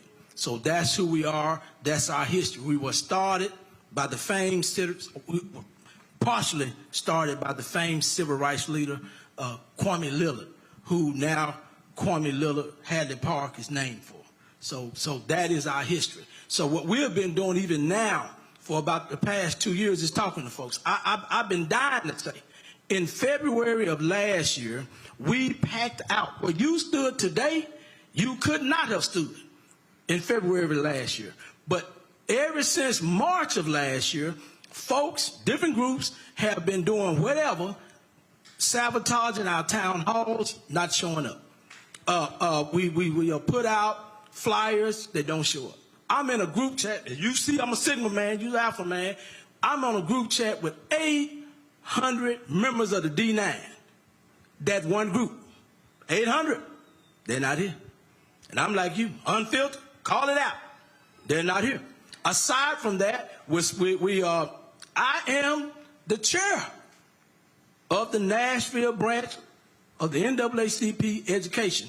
I did not get that email. I got the NAACP sign sitting out there because I did not get that information. So the fracturedness is coming because there are insiders causing havoc. Even when we ask the students to come, and then, again, I'm a fundraiser for the school. I have 2 daughters at the school. The youngest one is right. She's admitted. Okay, so they'll come back and tell me, well, we got this email saying we didn't need to come down here. Okay, I have personal friends on the faculty. We asked for the faculty meetings at one of these meetings. We got word that an email went out to the faculty telling them they didn't need to come down. Or it's just going to be one of these things they're going to handle. Even when they crucified TSU worse than Jesus on last Thursday, people were told not to come from the campus. It wasn't needed. So what we really got to do is work to find out who these inside people are sucking up God's good air and helping nobody, because that's what they're doing. And I agree with you and the rest of this panel so seriously. We have people who want to be all in the limelight. They want to talk about the work, but they do not want to do the work. They just want, I'm going to leave it right there. So how I sort of see this, at the news conference earlier today, Tequila, Reverend William Barber he mentioned SNCC. And what a lot of people don't understand about SNCC, SNCC was called the Student Nonviolent Coordinating Committee. It was a compilation of organizations. It wasn't one organization. And so has there been an effort to literally call that meeting and say, look, it's a bunch of folk doing all sort of stuff.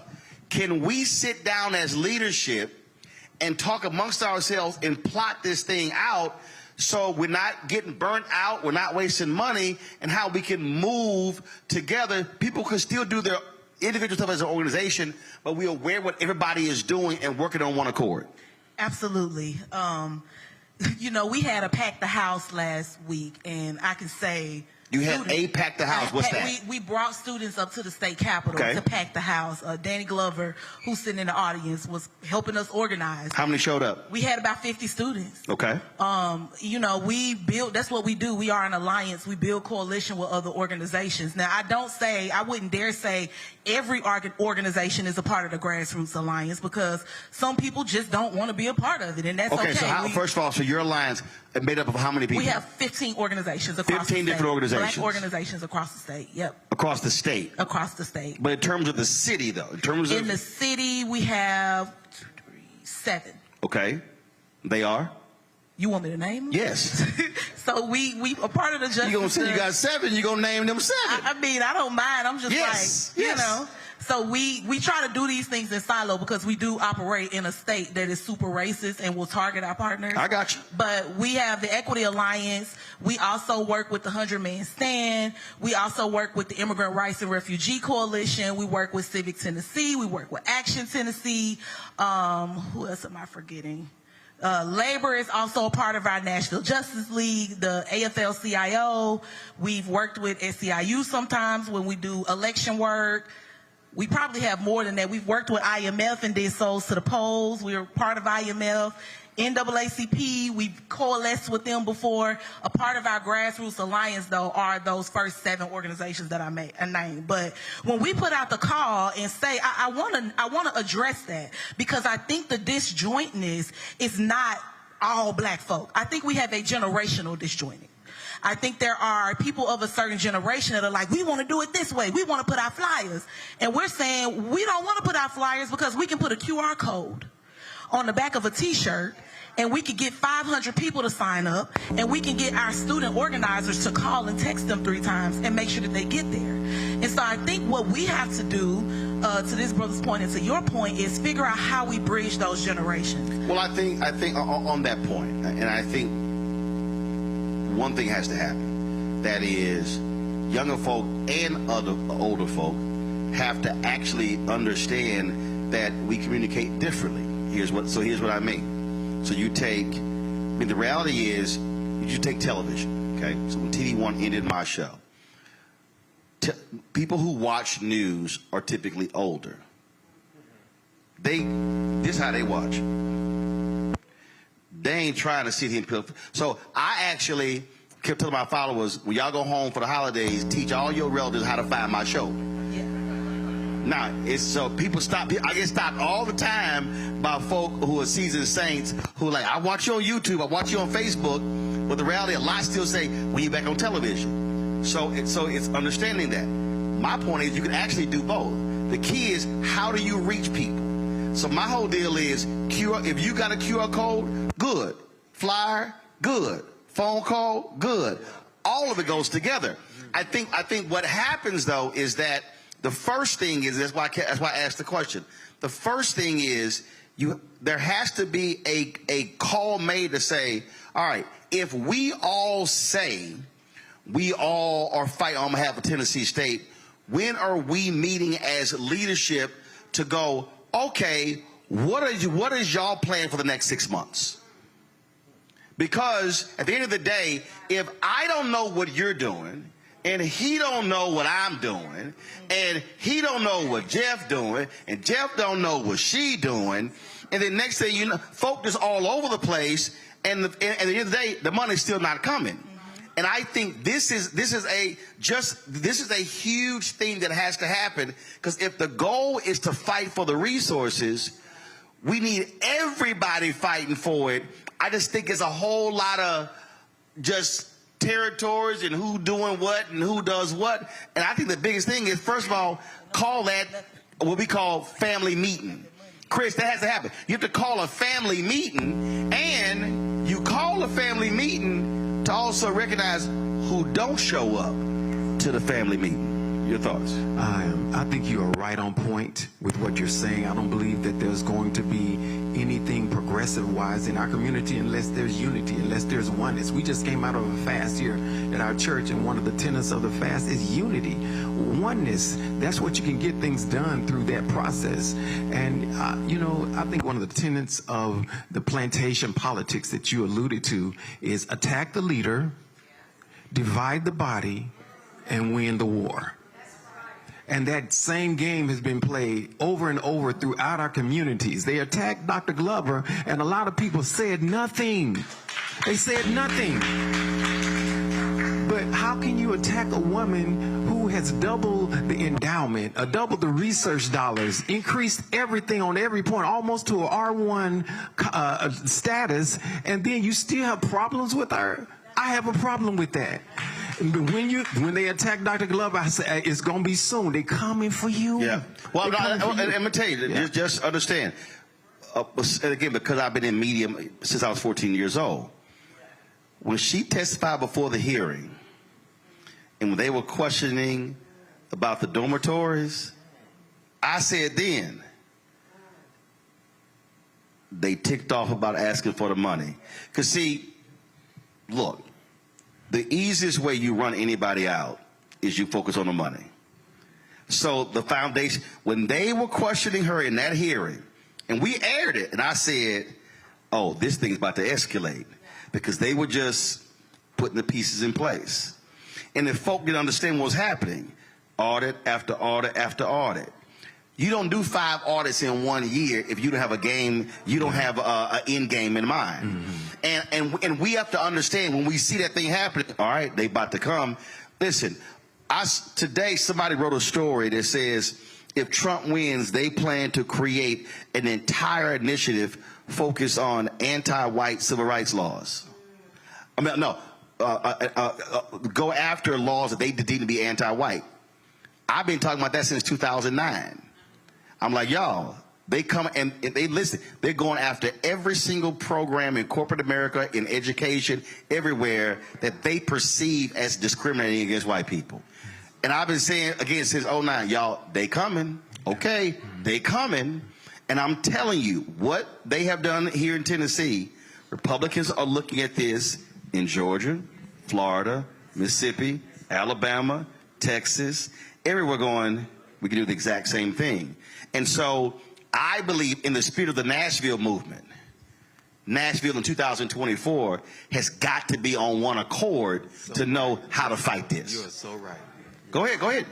You and Jeff, go ahead. Yeah, because I just want to keep addressing it, because I think that the narrative that we're not getting along or that we're disjointed is not all the way real. I think when you have national figureheads, no disrespect, like yourself, that pour in, that don't really understand the landscape, and you start talking to different people, then yeah, people get territorial, because you got every big national group finally paying attention to that thing that I've been pouring myself into. And you know, not us, because we're an organizing organization, so we do power building work, we do voter registration and things like that. But when this TSU thing came along, TSU reached out to us, Chris Jackson reached out to us and said, how can we begin collecting data?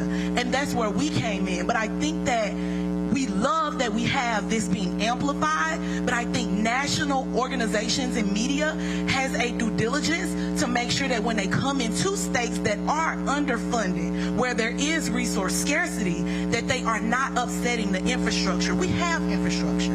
What we don't have is national attention. And so when you put that on top of a underfunded, shaky infrastructure, of course it looks like we're all over the place. No, but follow me here when you say, but again, but the point But next time I got you. No, but I'm going to organize all of them. Right, no, but the point we say shaky infrastructure, because here's what happens. When you come in, it then becomes, well, talk to this person or that person and that person. And then what I always do, I then go, okay, are they talking to each other? And then typically they like, no. And so then that's where I go, well, hold up. How y'all talking to each other? And because, again, for me, when I'm putting together a show, my whole deal is I want multiple voices. Yeah. Sure. And so, and Jeff, the thing here, and again, it happened today. Somebody after the news conference said, Brother Martin, I'm with these churches. We want to stand with you. I said, no, bro. You need to go talk to them. They here, not me.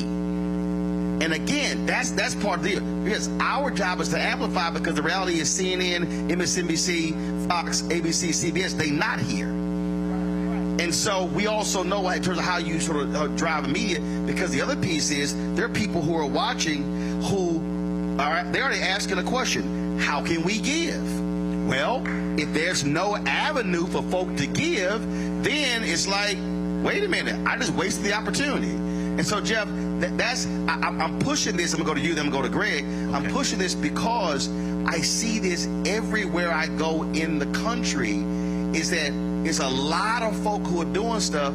They don't necessarily just talk to one another. And I'm going, listen, make the job easy. If you already doing some work, cool, you got that. Okay, we're going to do this over here, not replicate. Yeah, indeed. And Roland, you spoke a lot there that needs to be unpacked. And again, I'm glad we're able to be transparent here on this network and have this conversation tonight, because there are things that just need to be said. And one principle I operate by, and that is, am I going to be able to sleep with myself when I go to bed tonight?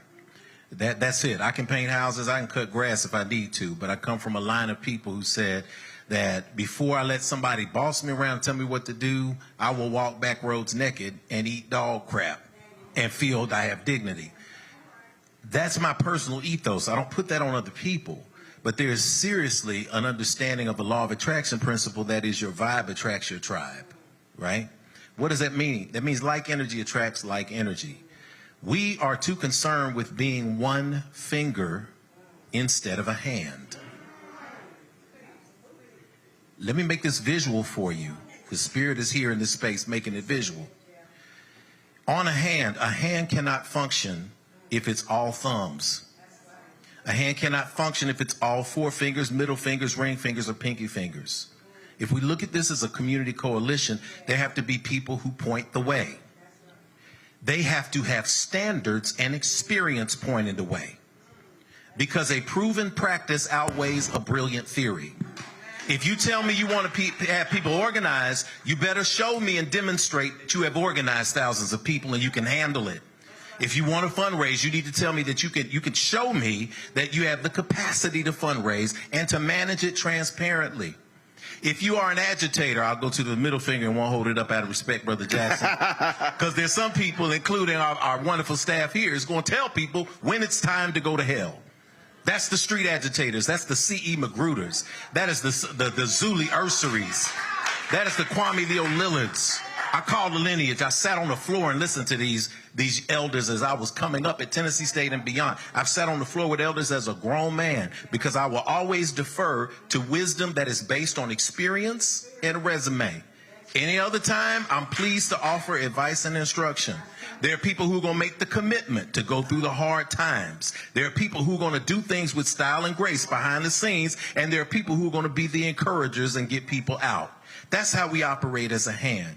Now, I'm going to tell you, because I'm always cautious, right? Everybody can't date my daughters because they look like me, just because they look like me. I got some standards for my daughters.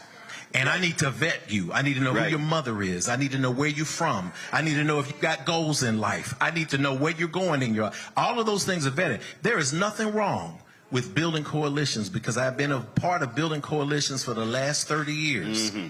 Walking up and down Jefferson Street, my office was in the hallway of the NAACP with the third eye. You all remember that days.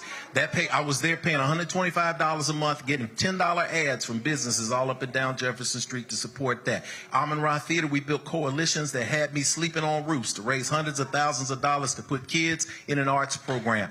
We built Nashville's first tiny house community. Now the gentrifying community is building on, but we built it. We didn't have any money, but we crowdfunded it, and over 68,000 people came around and helped us build that. I've raised $750,000 or more on crowdfunded initiatives. I'm always one to say, if you got some place to send the money, send the money. Roland knows when we're on this show, we're not going to let this network die. We're going to make sure that it is the biggest network, grassroots network, period.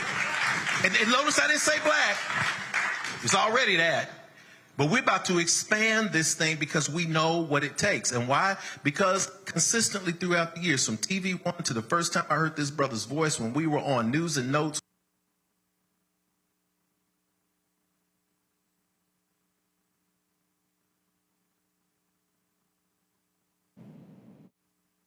Carol, I'm here. Okay. They're in conversation, but the feed has frozen. So, Carol, as soon as they do, just go straight forward to resume. I know you will. Just sitting here listening as my brother was talking about this question of how we move together in terms of solidarity and coordination. I had a few thoughts. This Tennessee State moment is a point of entry. It's a proxy, really, for our battles up and down in Black America. And so a few things. One, to talk about unity. Talk about the unity Reverend Chris talked about. You know, we can talk about how solidarity politics informs this work. And I want to take that right back to Tennessee State. The reason I went to law school, in fact, was the Geyer case in 1968. By the time I was a student body president, Tennessee State, 1986-87, A bunch of us went to law school because we were going to be lawyers, modeling after the lawyers we saw fighting the legal battle with victories. And I'll never forget being at the Legal Defense Fund in Manhattan. There was a young lawyer named Sherilyn Eiffel who was on staff there. The great Julius Chambers was the director of LDF at the time. They had a national meeting of the black lawyers who were filing these lawsuits to get the resources for HBCUs. Alvin Chambliss is still around. Roland knows Alvin. He's talked to him many times. This is what led directly to the lawsuits, United States versus Louisiana, where you saw money go to Grambling and Southern and other places. Ayers versus Fordyce, that's the money that went to Jackson State and Mississippi Valley and Alcorn. There was Knight versus James. That was a settlement in the state of Alabama. Well, that's where that football stadium came from, that's down there in Montgomery for Alabama State. Alabama State got $25 million for capital improvement, and Alabama A&M got $7.3 million. So what does that have to do with today? The lawyers now have to coordinate. Is it going to be the Lawyers Committee for Civil Rights? Is it going to be the Legal Defense Fund? We need to have a national meeting of lawyers to coordinate the strategy. So I'm going to tell you what these hillbillies are doing. The hillbilly horde with the American Enterprise Institute, the hillbilly horde with ALEC, they coordinate. And so it's very important for us to understand that. The gentrification of education, we heard that mentioned a moment ago. My brother was talking about property values in Nashville. Well, you see the same thing on Georgia Avenue with Howard University. You see Norfolk State University in a gentrifying community. Virginia State University. You see it with Morgan and Coppin State University, North Avenue in Baltimore. We have to have our black folk who are involved in real estate and business coordinate with local and state elected officials to talk about how our HBCU campuses are under siege like that. Look at Johnson C. Smith in Charlotte, where we see this. And of course, this is a role for the Thurgood Marshall Fund. This is a role for the Negro College Fund to convene these meetings more than just talking about policy. No, we need to have an alarm that involves solidarity politics. A couple more things. Our HBCUs are not just regional campuses, our public HBCUs in the South. They're also national campuses. We all remember what happened in North Carolina A&T when the hillbilly horde tried to punish them. A&T is projecting having 13,500 or so students in their entering class. I mean, in their total student body coming up for the 2024 year. Well, guess what? The state of North Carolina imposed a 35% cap on out-of-state enrollment. Now, that doesn't impact the other state schools, which are regional schools with a national dimension, but they're not going to overflow that. Remember, A&T had 41% out-of-state enrollment. Why? Because students from all over the black world and the black nation do not tick off whether or not they're not from Mississippi, not from Tennessee, not from Alabama or Florida when they come to A&M, Florida A&M, or Prairie View, when they come to Tennessee State. That goes back, that's a vestige of the 1960s when the hillbillies accused those black folk who were from Chicago, who were from New York, who were from Detroit, of coming down to the HBCU campuses and riling up their good, docile undergraduate Negroes, and they tried to blame them for the Black Power movement and the Civil Rights movement. That's another element. We have to coordinate. These are coordinated attacks on our institutions that we can fight back from in a solidarity politics. We have to educate folk. In other words, we have to educate folk as to the history of this long-range struggle, because these are not unrelated incidents. These are not unrelated issues. And if we do that, we can then begin to apportion out, as Roland was talking about a moment ago, the tasks at hand. When you have young people, for example, young people, and we heard that a moment ago when you heard Tequila talk about that, young folk who know how to use the technology differently, then they need to apply that strategy. But in order to do that, okay, we're going back to Roland now. Okay, thanks, good, thank you. All right, Greg, we appreciate that. Our signal froze here, but we are back. Senator Charlene Oliver, you had on the show. She joins us right now, and glad to see you here. Listen, Reverend Barber said it earlier. This is going to require action from students, alumni, supporters, community as well, but also legislative. And so, where do we stand right now? What are the marching orders from? First of all, we ask this question. Has the Black Caucus as a body, I got to ask the question, has the Black Caucus as a body stated emphatically calling for the full funding of Tennessee State, the $544 million, the $2.1 billion. Has that happened? Good evening, everybody. Short answer of that, officially, no. But unofficially, we have taken stances on this. The Black Caucus, that is. Chairman Sam McKenzie has led the charge on that and been very vocal. We have put in budget amendments every year to make sure TSU gets its appropriations. But the short answer is no. Unfortunately, I really hate to say this, but when I came into the Senate last year, I got elected, it's been a disappointing environment to come from organizing where we have to work in coalition, where we have to be a team, and then to come into the legislature, and it is not a team effort. I will have to say that. Everyone is out for themselves. Everyone is out to make themselves look good. It's about their legislative agenda, and that's just the unfortunate piece. We haven't been able to really be unified inside the building. I mean, we all know theoretically everyone supports TSU, but outwardly speaking, we haven't seen that as much as we should have. Absolutely. Okay. So, what then? Okay. So, what is next? Okay. So look, the governor's appointed these board members.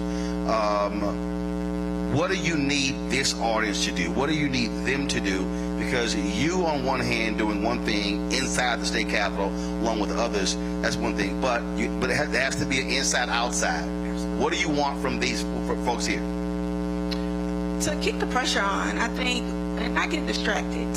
For me, I felt like this whole conversation around audits, the board, sending the board under the TBR, which is Tennessee Board of Regents, all of this to me was a distraction away from the real conversation is about the money, right? And so I think I would ask and implore you all to become more unified and continue to put that pressure on about when are we going to receive our appropriations for Tennessee State University. Do not let them continue to divide us and distract us with all these different bunny trails that we tend to go on when it comes to the money. We can have a conversation about audits, but now that conversation is over now that they have vacated their board. No more to talk about with that. Let's move forward and maybe let's get ahead of this and build some more national coalitions around this. Well, because look, the board has to now deal with the search, choose a president, whoever that person is. They then put in their team, but they still are going to need the resources. And so again, that's where I think the marching orders are critically important, so folk know what to focus on. Because I think what's going to happen, people are going to go, okay, when does the board meet? What's going to happen with the search? Who's going to be the president? We want involvement in that. Doesn't matter who you bring in if you still don't have the necessary resources to deal with growing the student population. That's right. Again, keeping the pressure on, but I would love to see more alumni to be more vocal about this. I, in full transparency, did not go to TSU, right? But I can stand on 10 toes down for TSU. And so I would love to see more folks doing that, even if you did go to TSU, even if you don't live in Nashville. This should be everyone's problem to deal with. So I would implore the National TSU Alumni Association to get involved, more faculty to get vocal, but you know, from all of that, right? Absolutely. Well, look, we appreciate it. Keep up the good fight. We're going to keep putting that pressure on as well. So thanks a bunch. Thank you, Roland. I appreciate it. Appreciate it. Here we go. We're gonna get final comments, and then I'm gonna go to a quick break, and I'm gonna interview a lawyer tomorrow in the Oklahoma Supreme Court. They will hear oral arguments in the case for the last two survivors of the Tulsa Race Massacre. They have been fighting to get reparations, to get them to compensate the victims of that race massacre, and so they have oral arguments tomorrow, so we're going to hear from one of the lawyers in a second. Well, let me just get final comments from folks here. Chris, you first. I just wanted to say, back on the issue of unity, my last session when I was the president of IMF. I brought together the NAACP, brought together the Urban League, brought together all of those entities that are here to say, let's work together, let's find some common ground, let's find some issues that all of us agree on, and let's push together and make a difference in this city. That's what I would like to see happen. Gotcha. My final comment, I want to stress that Tennessee is 51 in voter turnout. We are on historic Jefferson Street, where there are over 100 black-owned parcels of land. There are no more black-owned businesses on Ward Street anywhere else in the country, and we have to protect this through our vote. So if you have a son, a grandson, granddaughter, make sure they are registered to vote, because we can get that money from TSU by hook or by crook. If they don't let us get it, we can get their feet out of those seats, put new people in, and get that money. There you go. Correct. Yep. Yeah, I'm fully cognizant of the reality that we as a university very well may be the inspiration for Bebe's kids, because we don't die, we multiply. Tennessee State has always dealt with this, and we're going to deal with them again. So I want to thank those who have worked in coalition, and even if you have to vet, listen, my personal ethos is this: I will show up for you and with you, and I will show up transparently, and I will show up authentically. Now, what does that mean in real terms? Any organization, any individual, we sit in the room, I'm going to show you mine, you show me yours. I need to know who's donating to you. I need to know who you're connected to. I need to know if you used to date somebody who's connected to something there, and I'm going to walk into a hornet's nest. Once we get that all clear, then we can go strong and go forward into the night. We will win. I want to shout out the alumni across this nation who assisted in the process going forward. And I got permission to say this, Roland. I need to say this so that there are no conspiracy theories that come, because as Senator Oliver said, a lot of this comes from thumbs. We hear something and we start spreading bad rumors, and then we attack people. There are some business people on this current board, this new board, that could run circles around every business person that you've ever met from any Fortune 500 company. Some people have run those companies who are on this new board. There are some good people on the other board as well, and that's great. But people said in conspiracy spaces, they said, how in the heck did the governor sign a piece of legislation and an hour later he had a whole doggone board? We got to look at that. We got to break that down. 6 weeks ago, some alumni who were forward thinking said, we got to not play checkers on this and be reactionary. We have to get ahead of this game. I got permission to say Dwight Beard's name. Those of you who know Dwight Beard, great guy. He will hold on to you, and if you mess up, he's your fraternity brother. He will curse you out 100%, but he will stand with the university. They sent out a national email, Roland. Have you heard this already? Okay. They sent out a national email to alums. They sent them to alums who were business leaders, who were contributors to the university, and they said, we want you to give us your top 5 people who are all alumni, and let's put together a list to get ahead of this. And there are qualifications we want. There are people who have advanced business experience, who can basically read a profit and loss statement to make sure that we're fiscally responsible. They must love TSU and be active, and they must be willing to serve as either a board person, or they could qualify to be president of this university. They did that and went through several rounds over the course of 3 weeks of emailing on a listserv back and forth. When they finished, they had 15 candidates who everyone felt comfortable with. That is the list that they provided to the government and to the governor. So the reason why it happened so quickly is because he didn't want to get caught in his heels. Now, did all 8 come from that list? All 8 came from this list. Okay. So the reason why I say this is I got to give props. I got to give props because I always recognize excellent thinking. And I recognize getting in the street, but I also recognize and outsmarting folks in the courtroom, in the classroom, in the courtroom. So when you have that kind of action happening, we also want to make sure that all things are true and accepted. We got to fight for the money. We got to make sure every single entity that has a microphone or a platform stands and fights for the money and holds them accountable. And we also have to be supportive of a board who, for the first time in the history since this Focus Act happened and the boards of individual schools got founded, are all accomplished and all love Tennessee State University. I can't wait to see what the future is going to bring on this hand. Very good. So let me start by saying that I believe there's three things that you can give an institution: yourself, your money, and your children. And I'm proud to say that I'm a part of the Barlow Jones TSU alumni group. We've earned 38 degrees from the Tennessee State University as a family group. I'm even prouder to say that my two daughters are working on degrees number 38 and 40. I'm proud to say that as a member of Phi Beta Sigma, we gifted TSU our first $100,000 last year in June, and we'll be doing direct scholarships for students coming real soon. And it is an absolute must that when we get this money, we must be able to develop and build those large dormitories, because dorm rental and tuition will make us not have to have these negotiations and bargains that can go away. Simply because right now, the state only gives Tennessee State University about 20% of its funds. So we need to talk to this board and make sure they're on board with making sure that we get the infrastructure piece right. And for all of you football fans, don't tell them you want a football field. Tell them you want an entire sports complex.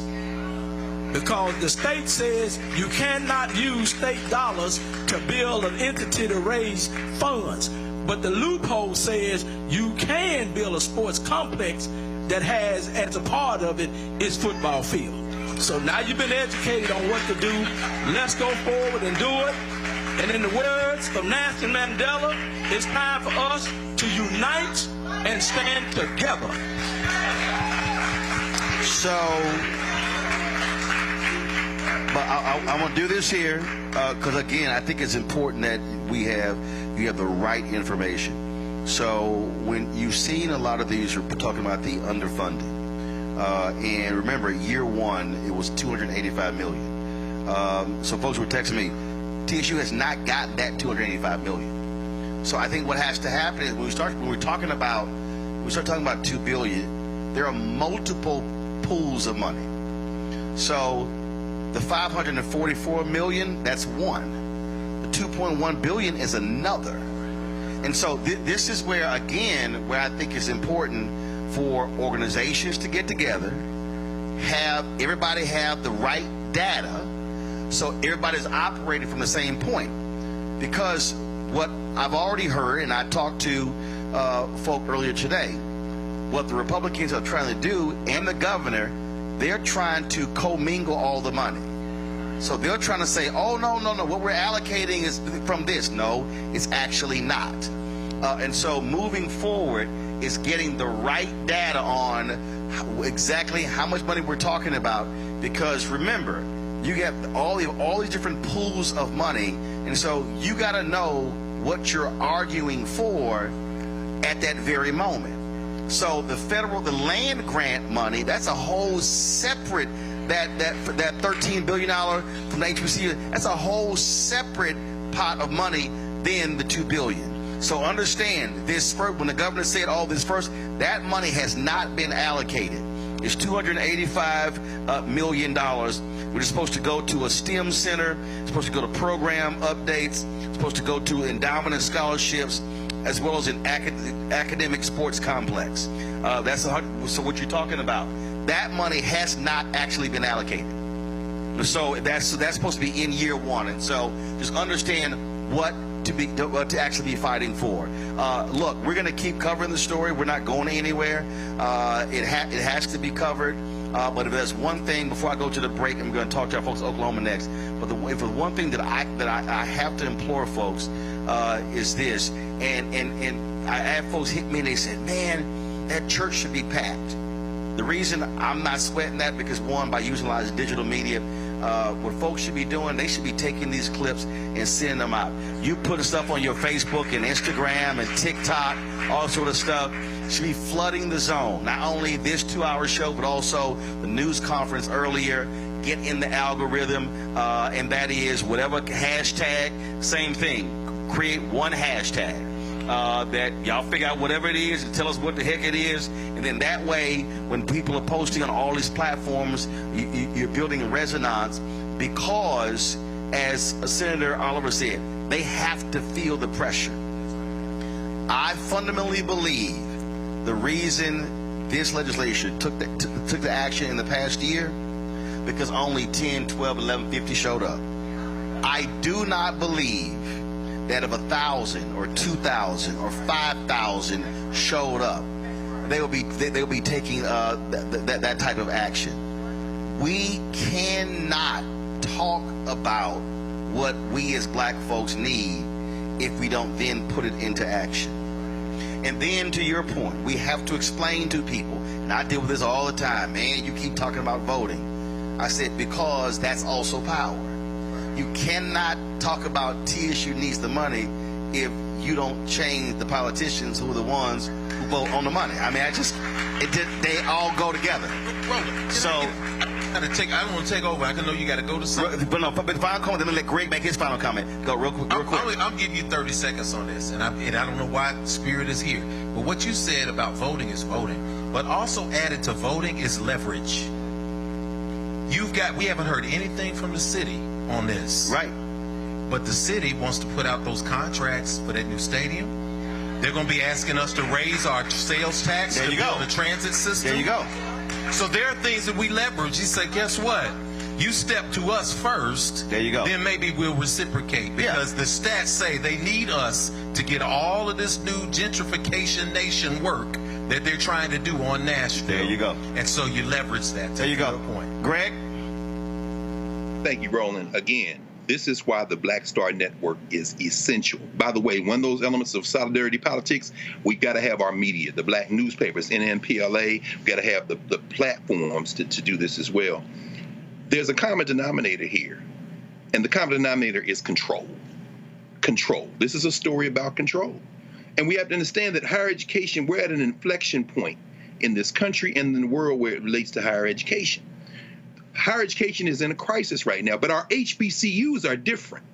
While you all were out and working the tech stuff out, I mentioned what happened at North Carolina A&T that you covered, Roland, back in 2021, when their out-of-state enrollment was 41%, and the state of North Carolina put a 35% cap on, and then took $2 million back from A&T. Why? Because our HBCUs aren't just state institutions, aren't just regional institutions. They are national and international institutions when it comes to black folk. They're also great value when you start talking about public institutions. This is a fight over control. And when you have a fight like this over control, the other side is coordinated. When we talk about the lawsuits, we need to file all the lawsuits. This is what got Alabama State, as I said a minute ago, those resources, and Alabama A&M. That was the case of Knight versus James back in 2005.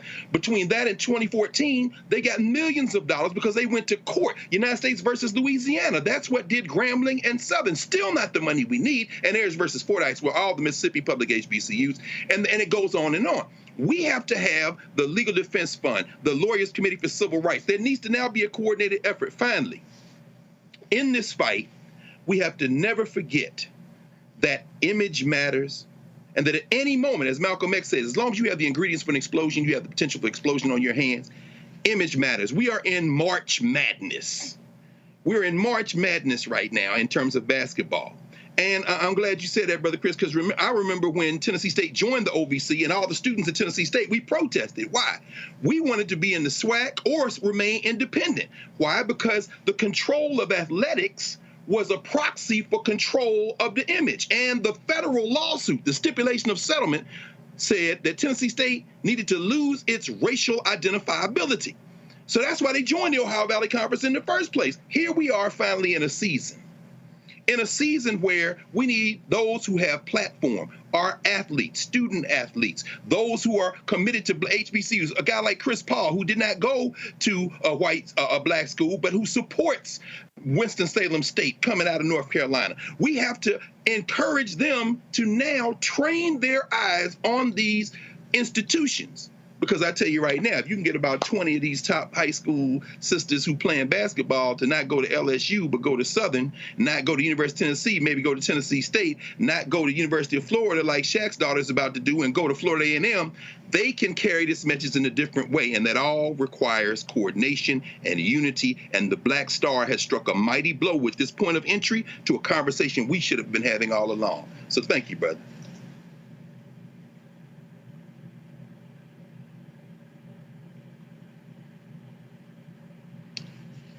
Okay, I'm going to assume that. All right, Greg, I appreciate that. And Roland, let me just say, Stick will be bringing the lawsuit. We will. Save the TSU Community Coalition. You can look to hear from us. We will be bringing a lawsuit. Okay. And I did check. Representative Justin Jones he's a member of the Black Caucus. He has not been kicked out. He is a member. I know he texted me, baby. I got it. She like, he is. I'm like, I know. He just told me right here. Okay. So again, appreciate that. Hold on one second. I'm going to go to a quick break, and then we are going to have a quick interview. This huge case tomorrow. Need all y'all praying for the attorneys in this regarding the Oklahoma State Supreme Court, as this is their final effort to get justice. Those two survivors, both of them are more than 100 years old. We just lost one of them, Uncle Red, last year. So we'll talk to them next on Roland Martin Unfiltered on the Black Star Network.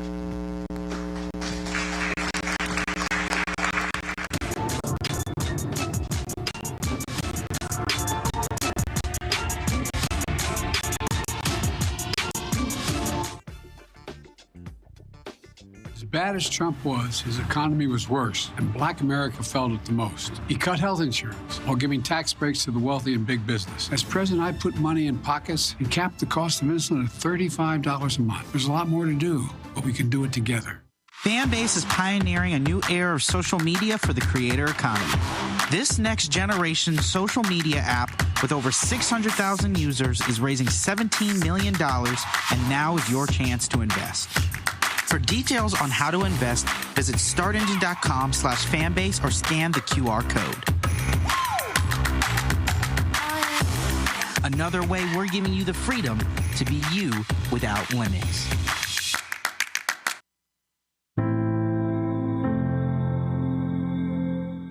This is Attorney Demario Solomon Simmons. I'm a national civil rights attorney. I'm also the founder and executive director of Justice for Greenwood. Many of you guys know I've been leading the fight for the last two living survivors and the Greenwood community overall. We have a historic hearing coming up on April 2nd at 1:30 p.m. in front of the Oklahoma Supreme Court. I need all of you to support us as we try to get justice for this issue for the first time in almost 103 years. Sign up to support us during this hearing on Tuesday, justiceforgreenwood.org/watch party, April 2nd, 1:30 p.m. We need your support, your messages, and your prayers. We appreciate you. Justice for Greenwood. Hey, what's up? Geek Tony in the place to be. Got kicked out your mama's university, creator and executive producer of Fat Tuesdays and Air Hip Hop Comedy. But right now, I'm rolling with Roland Martin, unfiltered, uncut, unplugged, and undamn believable. You hear me?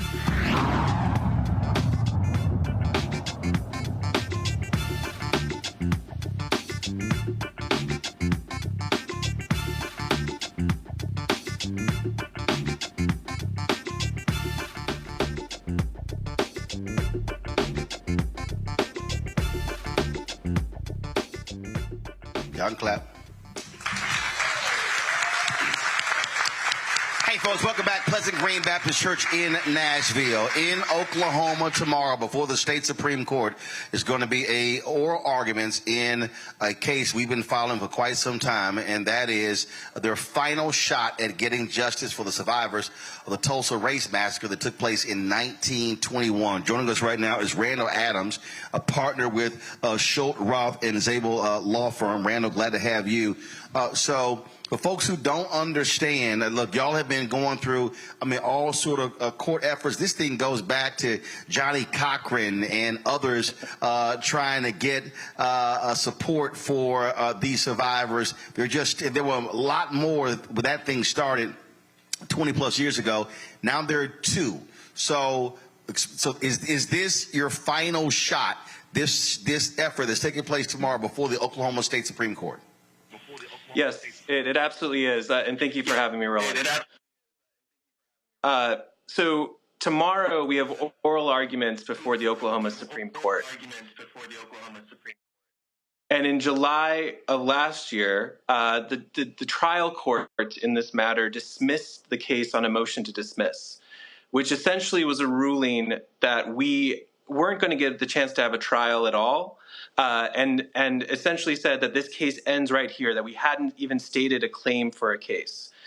And so the court dismissed us last July, and we've appealed to the Supreme Court of Oklahoma to reverse that dismissal.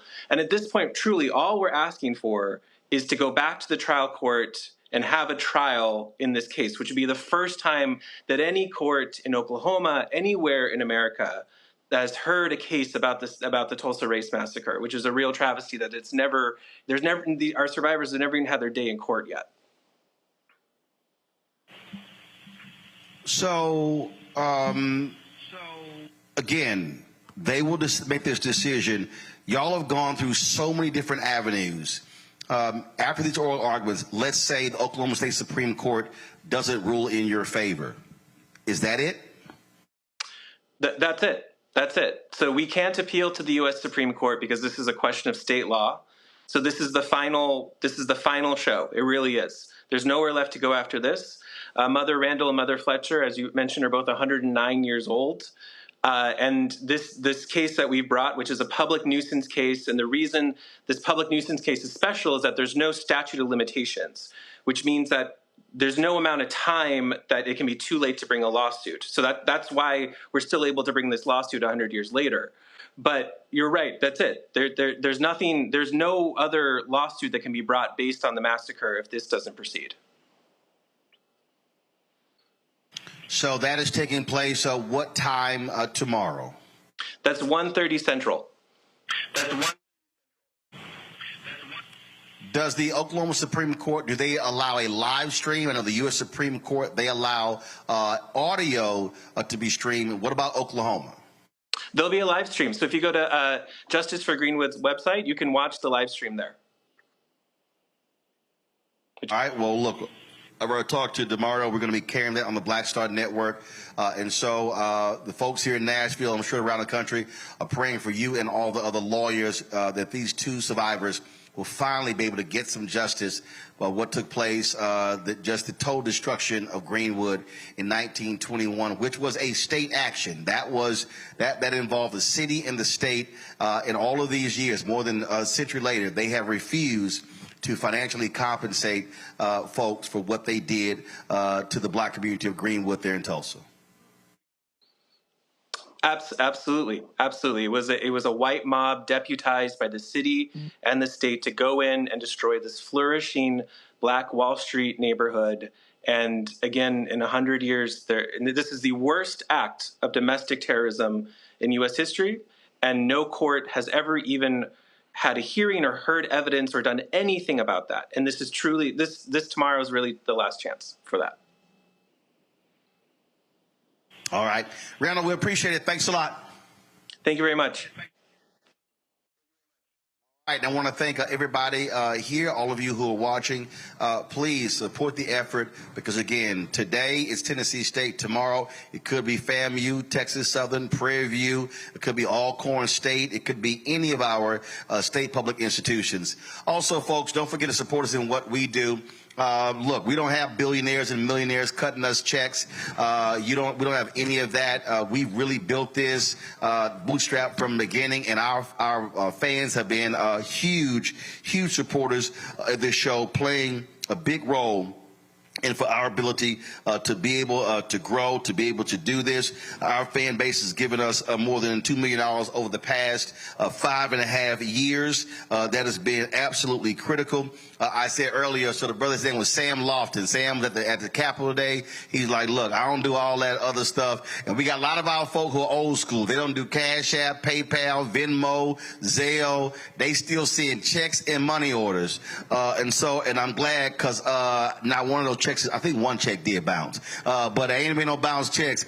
So I appreciate all of our folks. So you can support us by joining our Bring the Funk fan club. We purposely don't charge a subscription fee. A lot of folks out here, they charge that. We wanted to have our content accessible to everybody at all times, which is why we stream on YouTube, Facebook, Black Star Network app. Of course, we're on 4 fast channels as well. And so you can see your check and money order to P.O. Box 57196, Washington, D.C., 20037-0196. Cash App is $RM Unfiltered. PayPal is R Martin Unfiltered. Venmo is RM Unfiltered. Zelle, Roland at RolandSMartin.com, Roland at RolandMartinUnfiltered.com. Download the Black Star Network app. We're available on Apple phone, Android phone, Apple TV, Android TV, Roku, Amazon Fire TV, Xbox One, Samsung Smart TV. As I said, you can watch our 24-hour, 7-day-a-week live streaming channels on the 4 platforms. You can go to Amazon Fire, go to Amazon News on Amazon Fire. If you have an Alexa, you can say, Alexa, play news from the Black Star Network. You can hear the audio. You can also go to Plex TV, Amazon Freevee, and Amazon Prime Video. Just look for our Black Star Network channel. We're right there along with the other networks, ABC, NBC, CBS. Black Star Network is right there as well. And so we appreciate all the folks. We appreciate Pastor. We appreciate for allowing us to be here at Pleasant Green Baptist Church. We want to appreciate all of y'all for coming out as well. Thanking our panelists as well. We're going to stay on the case, folks. And so y'all stay tuned as well. Y'all take care. I'll see y'all tomorrow back in Washington, D.C. Black Star Network is here. Oh, no punch! I'm real revolutionary right now.